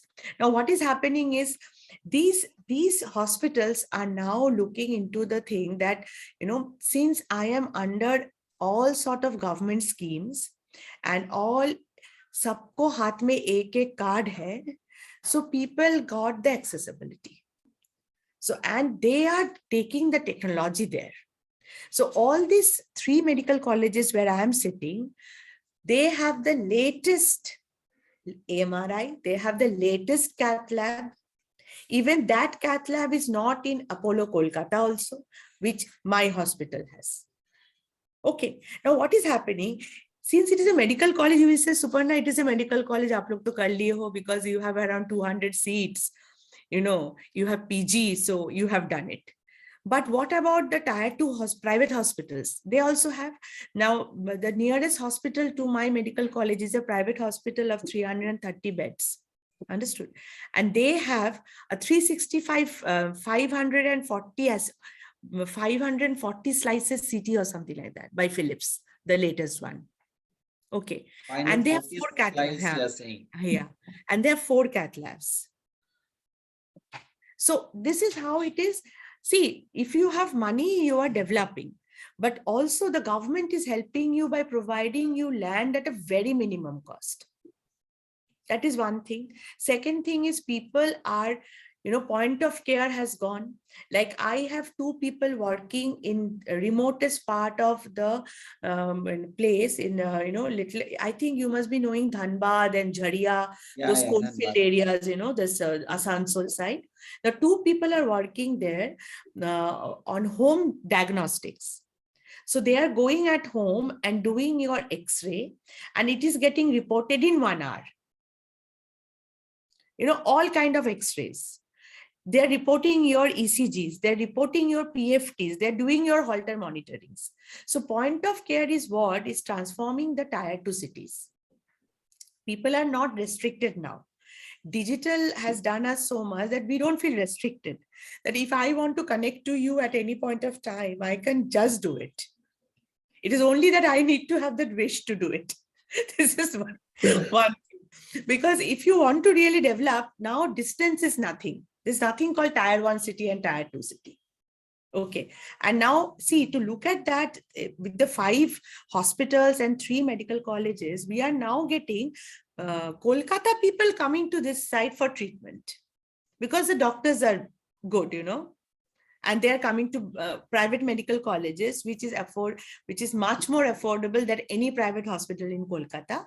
And that is why the airport has been developed. And we are having flights from Durgapur to all the metros every day. That's how I'm just giving an example because this is a good question you have given and I've grabbed it absolutely because I'm sitting in a tier 2. So the airports the airport has flight to Bombay, Delhi, Hyderabad, Chennai every day. And it actually has a population of 20 lakhs only. Now, the thing is that this kind of transformation of technology, by, developing your infrastructure only is not going to make the people accessible. So what is happening is the amount of, camps, health screenings, are done, and the amount level of ASHA workers are getting empowered. Big corporates have no place to do their CSR. They are coming to us. कि मेरा कुछ CSR कर दो, ऐसा करके. So lot of NGOs are working, and I think the penetration to the masses is something we need to look into. We as a hospital and a medical college, what we can do? See, we are the closest friend of people. We are somebody who is your friend and a family all the time. A hospital, your neighborhood hospital is actually your family. True. So, that is what is happening now. So you are taking the care to the people and not people to the care. So there is a bond, there's a connectivity. So I'm going there, putting, 500 digital X-rays or 500 ECG machines, and capturing all the data to my hospital is, giving them a sort of, feeling of security that I am getting monitored. So this concept of remote ICU has developed. Now we have around 3 different centers where we have put small, units, and we are monitoring remotely. So any kind of patients who are falling sick do not have to travel. Like, I think in the year 2010-11, I was with IIM Ahmedabad. And, in Bhuj, they had, Bhuj was a place, Gujarat. So they did not have any place, where, people could have their deliveries properly. So वो लोग क्या करते थे? They used to tie the mother, like both heart and the legs were tied, and एक bamboo में उनको लेके they used to come to the nearby health center. So then Fortis and Max actually went. And now they had 17 hospitals. That time I'm talking in 2010. They were remotely monitoring the antenatal program. So see, till today, no matter how much we talk, the infant mortality and maternal mortality has not Yes, come not come down. not come down. We are below Bangladesh. Yes, we are doing good, but we are not good enough. So these hospital was monitoring these mothers remotely, the antenatal period. And when the time of delivery is coming, the van is reaching to the home. You are actually delivering in a mobile hospital, mobile clinic. And now we have tied up with Tata. I would say Tata Cancer. So they have come up with a software-based cancer care platform, which is called Karkinos. Okay. Now Karkinos is, I think the board has Reliance also. The board has Tata also. Now it is an app-based cancer care, which they have a program application like Arogya Setu. What they're doing is, I think this is Ratan Tata has gone to Assam and he has started 9 units. What they're doing, Tata has said no more hospitals for me. I will make no more hospitals. So what I will do, I will go to the tier 2 city. I'll adopt a hospital. So they had come to us. Then they said, ki, ma'am, I will take 10 beds of yours. I will put a LINAC. I will put a PET city. I need your infrastructure. You will give me support from the operation theater. You give me support from the critical care. Okay, you give me support from the diagnostic part. So मुझे वो सब खर्चा करना नहीं है. So I will not spend on that infrastructure. What I will spend as Tata, I will spend on technology of cancer. I will give you the highest LINAC. I will give the highest, version of PET. So I will do what I can do best. You give me support when my patients are getting operated. You take care of them. You give them the critical care support. You give me good nursing. You give me chemo. You look after my patients.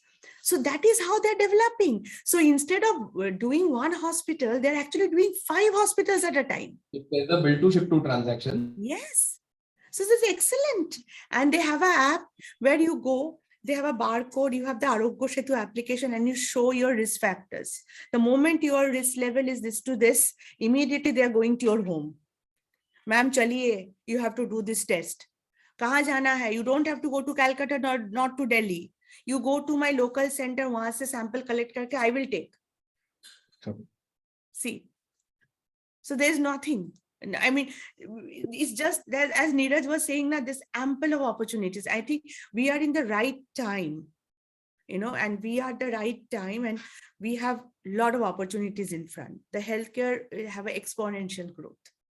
In India. Yeah, in India, of course. Thank you.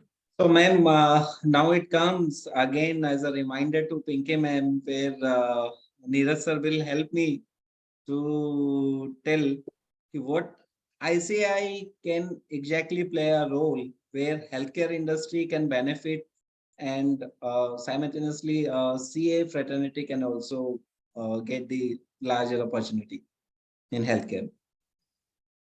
Good to ask that question. It is like another question which I like to grab as a CA. See, we can seek help on ICI because there's a good connect on the government, and we can create a framework. There are certain, we are advisor to the government on the income tax, on framework of accounting and auditing. So these things, we can take a pool of chartered accountants who are in the industry. We can create a pool of, specifically there are members in the industry, and then it is restricted to CFO. We can take input from all the members in the industry. They will definitely provide the challenges we face in industry per se, take it forward to the relevant department of the PMO or finance ministry. Many changes are required to support the industry in terms of the custom duty, the framework of law in income tax, etc.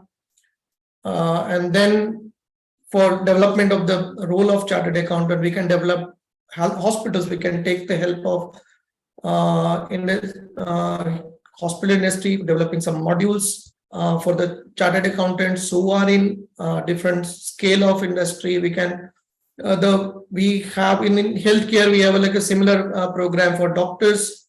And today we have, I'm glad that 2 hours of CP hours has been awarded on the for the chartered accountants on healthcare industry.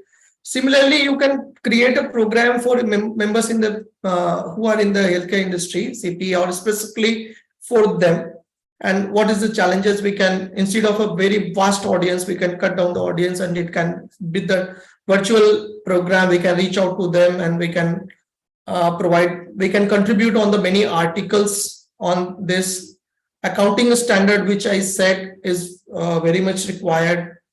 We can provide, institute can provide a guidelines to the auditors for providing specific area of the audit of healthcare industry, not only statutory audit, internal audit, concurrent audit, accounting for the, because if you, I give you the example, what is the challenge as a CA I faced, a simple strip of medicine being stored, it being issued to the patient, again you have to take it back, then again you have to issue it. In the, if you see the in the data, it has been issued and returned around 37 times in at least in a year, and it still is not consumed, it's lying in stock.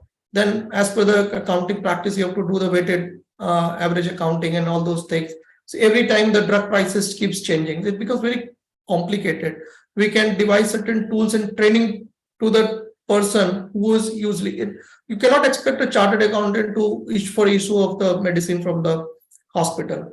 Yeah, we are a big company, we can afford, we own a software business, we can use all those technology for our business or hospital. But small hospitals, they do not require a training to the staff of those people. We can provide those courses which are enabled. People can log into the institute portal, and then we can run those program, and people can participate like what we are doing today. So there can be, if we can form a committee where senior member from the industry can sit and plan this out and take it forward. Yeah, true. So it can really help the CA fraternity to play its role really in the healthcare. When interest is there, then they will automatically, make some effort to take that role, and then automatically knowledge will come and opportunity will come automatically. One similar type of question asked by one of the participants. I saw that question. Yes. Yeah. Could you suggest some certified course on healthcare which may help a CA in healthcare industry to become a part of strategic decision making or help in business development? So I have input for that questions, because as we practice only in healthcare, people normally surprise how being a CA you are aware about the healthcare things, how you can talk about hospital labs so deeply. So my answer to them is, if you are in the industry and you are doing your internal audit, don't make just a justice to that fees, but extend your efforts to understand that business or that piece of information which you are analyzing in so detail that you understand that piece completely in that particular period of the report. You can design your report in a manner that in a period you are covering only a short piece of the hospital. Don't cover the whole piece of it, because that is the larger piece. You cannot cover in a small period. You cover one piece in one report, second piece in the second report, and go deeper into it. So that is for the practicing CA to get into the hospital insights. If you are a job seeker, then do job thereover and understand. Make a justification to your job and you will understand automatically. No other courses are required. There are some courses, crash courses available as a diploma courses in institutes across in India. I'll recommend few courses where hospital management courses for 6 months on online. It can be helpful to the people who wants to do that. It gives you a nutshell that what is the operations of a hospital and what kind of MIS we see, a little bit information, but real, as you said, that the real thing is on the practical things. But an insight on the course will give some idea that what need to be done, and that will be helpful. Okay. Pinky ma'am, I know we are Yeah, going there are- ahead of time. No, so, not a problem, uh, because people, participants are interested and they are putting their question also. yeah. One, Mr. Sridhar is saying that I joined this topic for CPA and also with curiosity to know what opportunity available. But it's very knowledgeable and seems kept for very short period. Need at least full day webinar. So if participant is interested in, and our objective is that only. We Right. want to make aware that there is a scope for CA also in healthcare industry. So if the participant is interested, we can go ahead. No problem. Please carry on. So as Neeraj sir is already highlighted so many areas to play for CEs like MIS, cost management, SOP implementation, software upgradation, M&A, internal control, cost benefit analysis can be done, patient data analysis, stock optimization, better investment opportunity, like he given the example of that machine that to invest, then preparing for listing. Most of the hospitals are now growing, consolidating and preparing for listing. So great opportunity there over. Data interface, IFRS reporting, so many areas, though he has already given.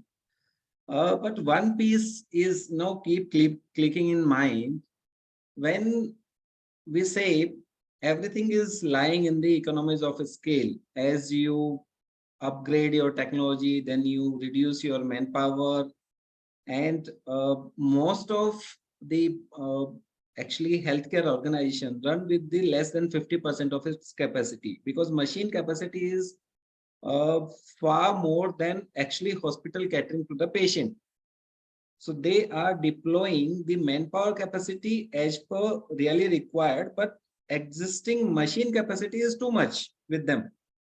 So when you do, work with the economies of a scale, that needs a lot of data analytics, like how you manage your category of patient, poor patient, government subsidized patient, or the private patient, or the insurance patient. There's some participant question also that will also correlate here, where he is asking that insurance people are asking for more and more negotiations. So where how profitability will be in long run. So this question will include answer to that also. In this overall thing, since being a finance manager of any hospital, CA will have to analyze what capacity of which category of patient or which product to be sell. So all those analysis actually need a lot of technical skills. So Suparna ma'am and Neeraj sir, from both of you, for that particular data analytics and the cost management, which is very much dependent on that data analytics, like you raised the point, when you taken that software, then software cost is not that much, which is fulfilled by the additional patient by saving time on the machine, right? So that insight comes, means how you get that insight in that particular area, that is important. How you get that access, because the non-technical person don't get the entry into the technical departments. Then how from the traditional data like revenue or the sales, product wise sales, or what kind of correlation and all, like few of my friends may be doing out of participants may be doing the hospital audits. It may help them also, how they can identify such inputs for the hospital. See, majority of things like advantage in working in a hospital is that you are working with the best friend, whether it's a doctor, so they will help you. You have to employ engineers for the equipment. So there is a field called biomedical engineers. Not only you're dependent on many people, and everybody will assist you, make a good team, make a team who can provide the support to you. Create a questionnaire.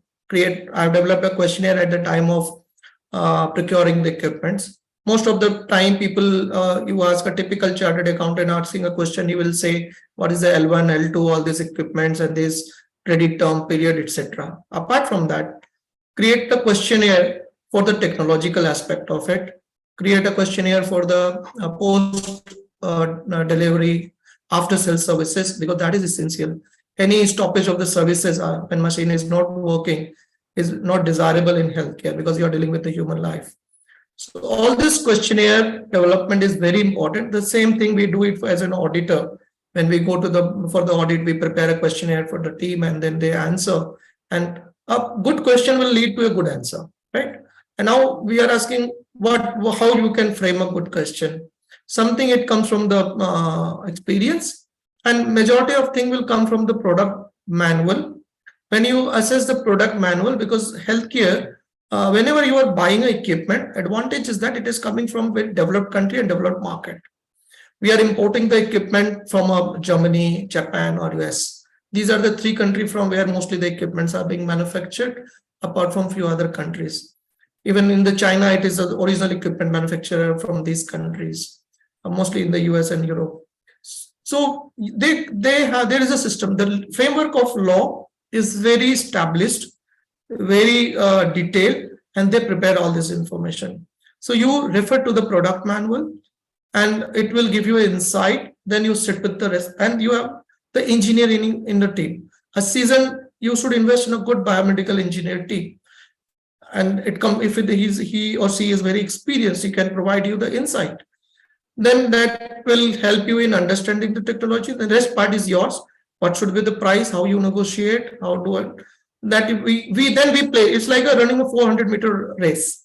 I am not running a 100-meter race. It's a 400-meter race. Sometime I am starting the race. Sometime at the ending the race.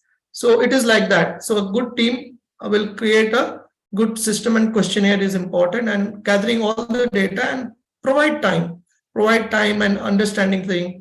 Provide a system of demonstration.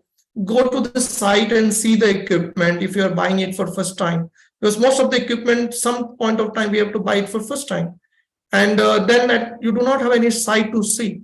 Then you have to provide the guess, and whether this guess is proper or not, time will tell.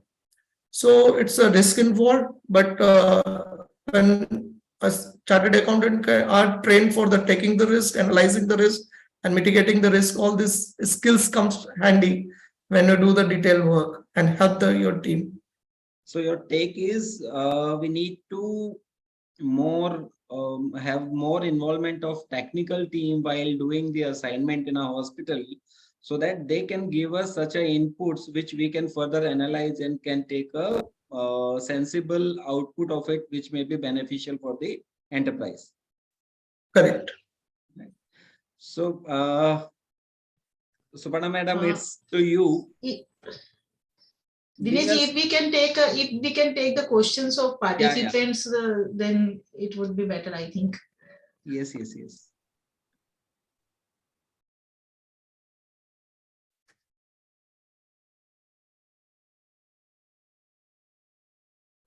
How much we are, Ramesh is asking how much we are having indigenous and how much we are having imported equipments. So any insight on that, Suparna madam? See, I'll tell you that most of the time, all the critical equipments are still we are procuring from outside, I would say. But one big player, it's not, I would not say a very big player, but it is engineers. First, they were getting some raw material from China initial time, and they were they used to, Neeraj will be knowing, you will be knowing, because we both were in the healthcare industry. The company is called Allengers, you remember? Yeah. Allengers used to give us x-rays. So all hospitals all over the country used to use Allengers. Most cost low cost, nice, good X-ray machines, and they used to have the entire range. That was their USP from 75 MA to 1000 MA. Till fluoroscope. Okay, the entire range was given by them. Now, what happened after like 25 years of in the industry, in the time of COVID, they started manufacturing cath labs. So one of the medical college started using their cath lab also. So now they are into cath labs. So like that, but I have not come across, very frankly, I have used Allenger's X-rays, yes, but all critical equipments like, your monitors, your ventilators, your anesthesia stations, your cath labs, then all life-saving devices, okay, are still today, we are, like getting it from outside, mainly as he was mentioning from Germany and okay, but again, some of the spares are also they are also procuring from China. It is like horrible. Like you speak to G and say, G, आपका इसका क्या है नहीं, वो तो ma'am China से आता है, वो तो हम इधर भी ये करता है. So it's like that. So, but I have come across because 2-3 companies, they have just started manufacturing ventilators. A group of engineers from IIT Kanpur, they have started it recently. It is called No Care ventilators. It's transport ventilators. They have transport ventilators, and they have static ventilators also. And it is giving very good result. It is very small and sleek machines, and with I think there's a small tab with it, like a, you can just, touch pad, and it gives very faster, results. Like all the outputs are, can be immediately taken to the mobile, can be immediately send it via WhatsApp to the doctor, very tech savvy. So he's a young guy. He is around, I think, 27 years old. So he has sold around 157 ventilators in past 1.5 years in India. So I think, it is looking up. So monitors, still monitors, I have not come across. I know, Neeraj, have you come across? No. Yeah. Anesthesia stations also, no way. But we can't depend also, actually, because these are very, very high risk equipments.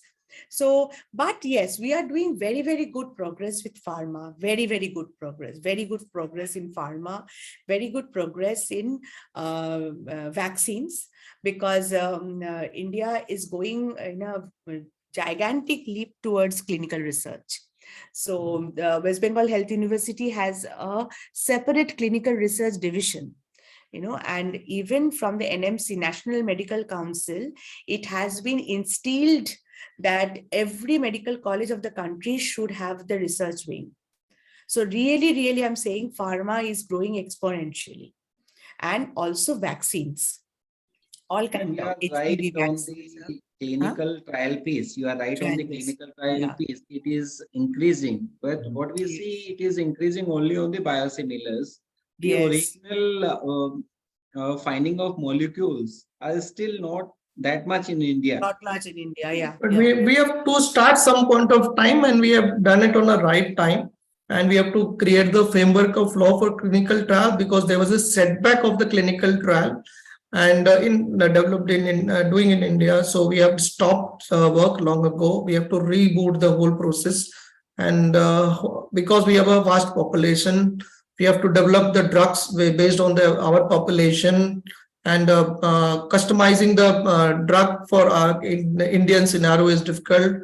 But even take the example of the cancer, Tata Memorial takes a lot of time to drift from the protocols developed in the Western world and then customize it to India situation, and that really works. That really works in India. When it is developed, then we see the lot of patients getting treated with a very positive result. When you are following the protocol of other country based on the research done on a different people, it's because they have a different lifestyle, different everything, and then it changes. It changes for good. So we have to start somewhere. So there is a positive. Answering about the input on the imported equipments, we are lagging. In fact, we take a pride in saying that pharma is doing good. But go one step back. All the salt which is used in manufacturing imported from China. That's why. But government is changing it. Government has identified that even in the case of a war, there will be no medicines available to India, because if China stops the supply of those salt, the entire industry will be in a doldrum. So realizing that, the government has come with a PLI scheme for the pharma industry for matching the API, advanced polymer ingredients we call. So those industry in 2 to 3 years time, the dependence on China will go away. So we will, in one point of time, it were India, but the whatever policy China adopted, of the whether it's a dumping, whether it's a lower cost of labor, they have a advantage on the price point, not on the quality. We will be having an advantage on the price as well as the quality. So in 3 years down the line, we see a major boom in this arena, and that will also result into creation of few more industry. Like if you take the example of the car industry, when you establish a car plant, all the ancillaries in units are surrounded by that. Whether you bring a Foxconn India for manufacturing the iPhone, all the other partners will come. Same thing will happen for this industry, and that will create a base for our other manufacturing units. We can easily create PPO machines, but whether we want to do it, or it will be important to import it from other country, because we are a part of a global economy. Why we buy everything, manufacturing everything in India, rather than we do in a selective manner and do manufacture the high-end equipments, because we had the capability to do that. Other smaller countries do not have the capability to do that. So, but all the ingredients are there. Something is missing. We'll create the groundwork, prepare the ground, and then we see the result in 5 years or 3 years time. So right now, more input on forex and imported, but in times to come, it is going to change. There are many other questions are coming, so we'll need to take it little faster. Yeah, we will. There's Hitesh ji is asking one question to you. Is doing a specialty like cardiac, onco, or mother-child is more profitable in the long run, or running a multi-specialty services is a more profitable thing? Suparna, you're on mute. Yeah, you can answer. I can answer, but I would rather say that, see, mother and child, you say, I will definitely not encourage anyone to go for a mother and child solely. But if you really want to have a good hospital, and please go for a multi-speciality. There's nothing else than that. This is from us, because we had been in the industry for a long, and we had been responsible for the EBITDA for such a long time that we cannot take any risk with any single specialty. With the stent prices coming down at one blow, you remember Neeraj, BM Builder was about to shut down. Matlab, sustainability chala gaya tha, how to sustain. So I think multi-speciality, and plus there is the amount of population increase which we have in our country. And if the preventive health management is not taken up to the next level, the comorbidities of individuals are, like humongous. You never know. You touch someone, you have 5 different categories of ailments with that person. So I think it is very important to have a multi-speciality approach. So my learning in this, ma'am, we can have 2 to 3 super specialty, and along with that, of course, multi-specialty. That we call as centers of excellence. Yeah. In a multi-speciality, you can have centers of excellence. Center of excellence. Multi-specialty is advisable, because it's take the example of mother and child. You need to have a good ICU, because nowadays deliveries are in the cities are happening at the age where women are working, and then they're choosing to be mother at a later age. That calls for complication during the delivery for the babies as well as for the mother, before the delivery or after the delivery. You need to have an ICU setup. But when you have a multi-specialty setup, you have trained intensivist there, and you have a trained neonatologist there in your hospital, and you can pool the shared services of those people to treat those complicated cases. So what she said, I second that with this logic. By the way, I'm Marwadi, sir. So Marwadi says कि your grahak आपका भगवान होता है. So when your customer is coming, by the way, you should not have any reason to leave it. So when you have multi-specialty and you have the capacity in-house, then you can use that capacity and, whatever the way you can absorb that. Yes. Correct. Another question comes again from Hiteshji. It is about the BI tool. So how BI tool actually it helps on analyzing the past data. But when you are saying that healthcare is changing very, very dynamically, then how the old data helps you in taking future decisions in healthcare? Yeah, So- it's actually, Please go ahead. Please go ahead. I'll add. you go ahead. I will continue. Suparna ma'am, it's more relevant to you. Being a CEO, Neeraj it's can more also- relevant to you. See, for BI, see, what we have understood is that BI is actually help you making strategies, So I think, suppose if my hospital has a, demographic, suppose I work on demography.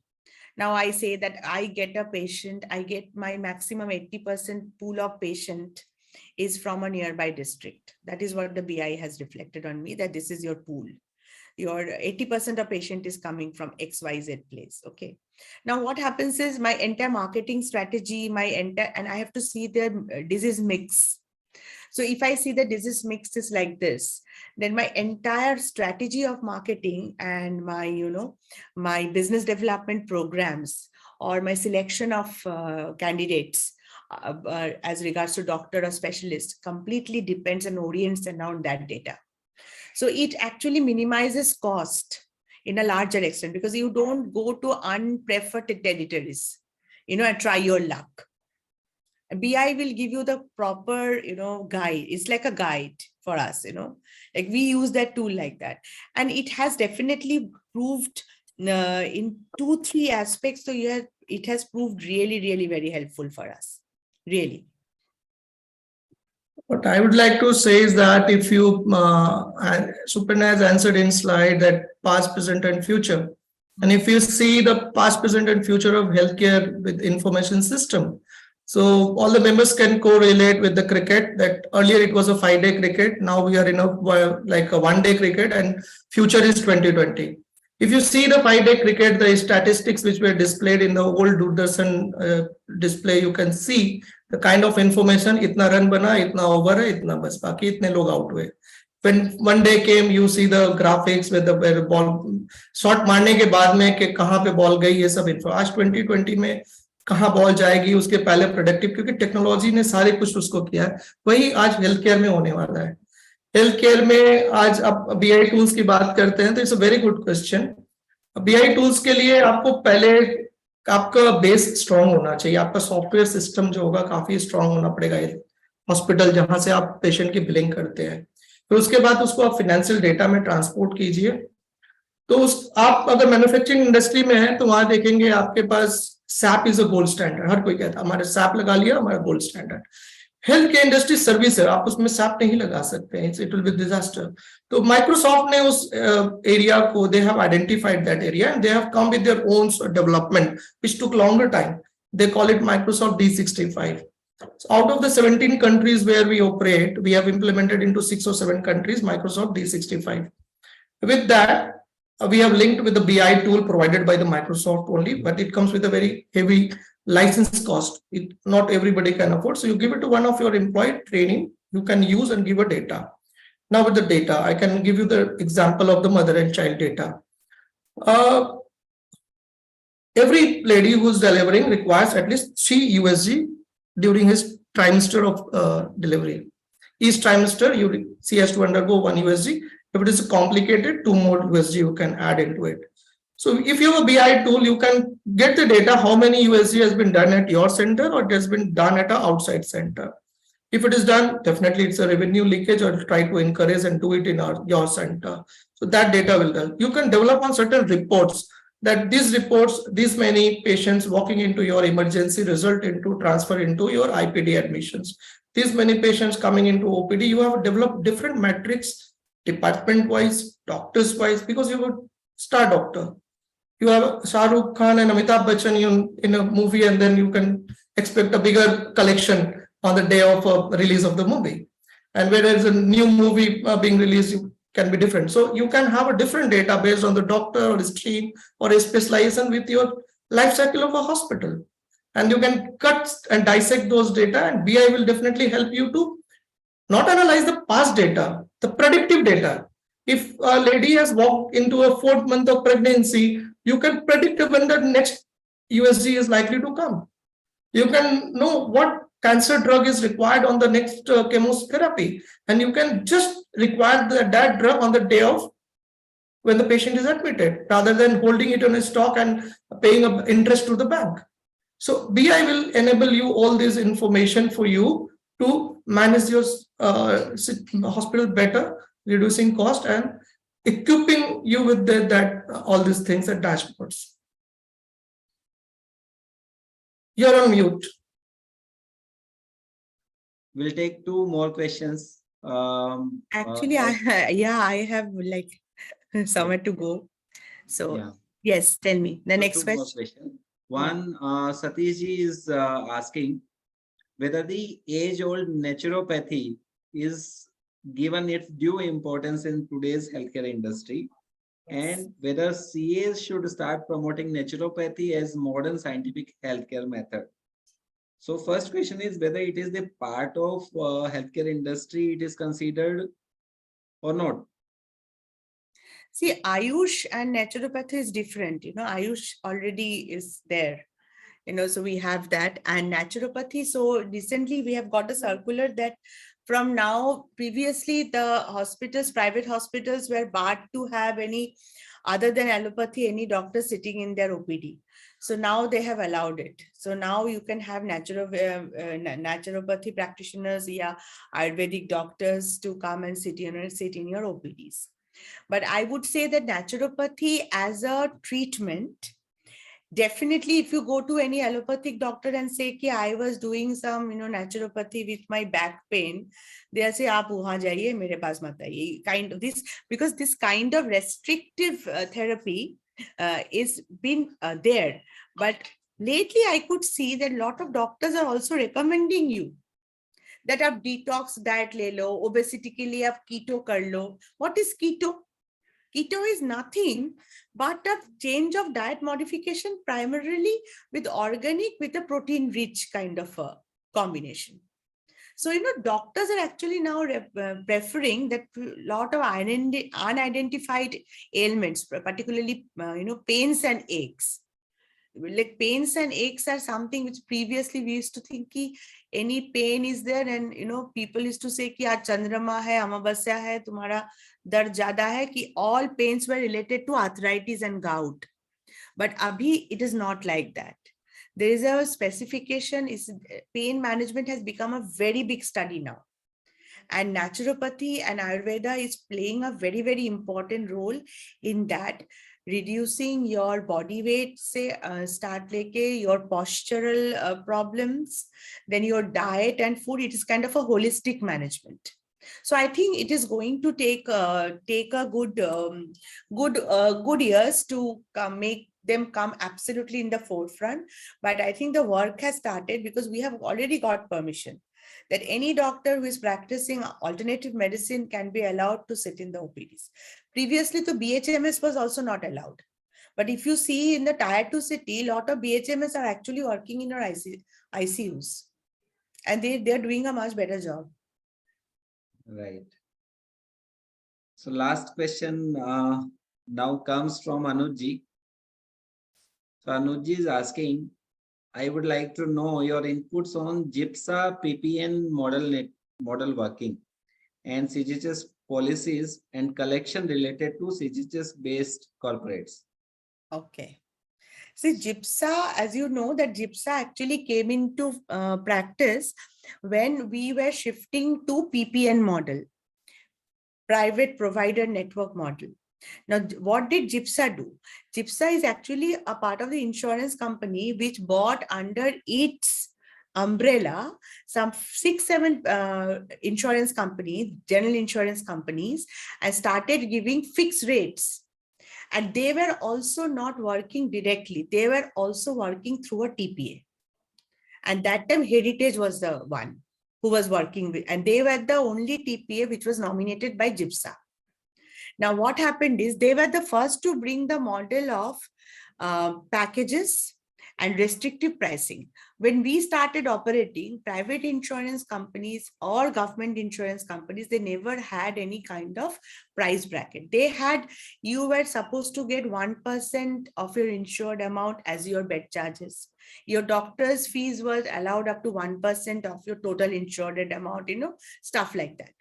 But it continued for 10, 15 long years. From 2003 to 2015, it was like that. Suddenly from 2004, I think 13 late or 14 early, GIPSA came. And GIPSA said that you can't have any pricing. So they started leveling the hospital even before NABH started, saying that you are a category A hospital, B hospital, you're a category C hospital. So if you are falling under category A hospital, then you will be having this pricing.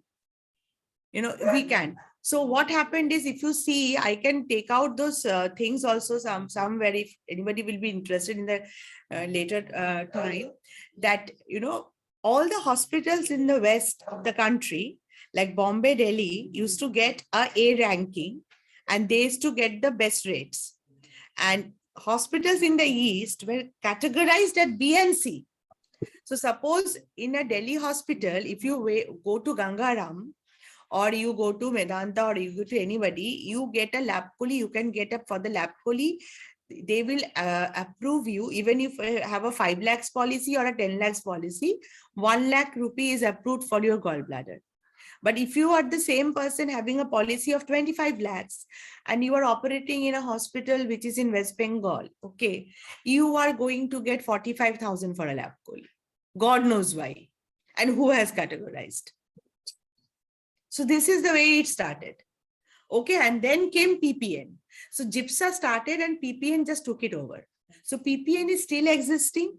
PPN is a private provider network for all the government insurance companies.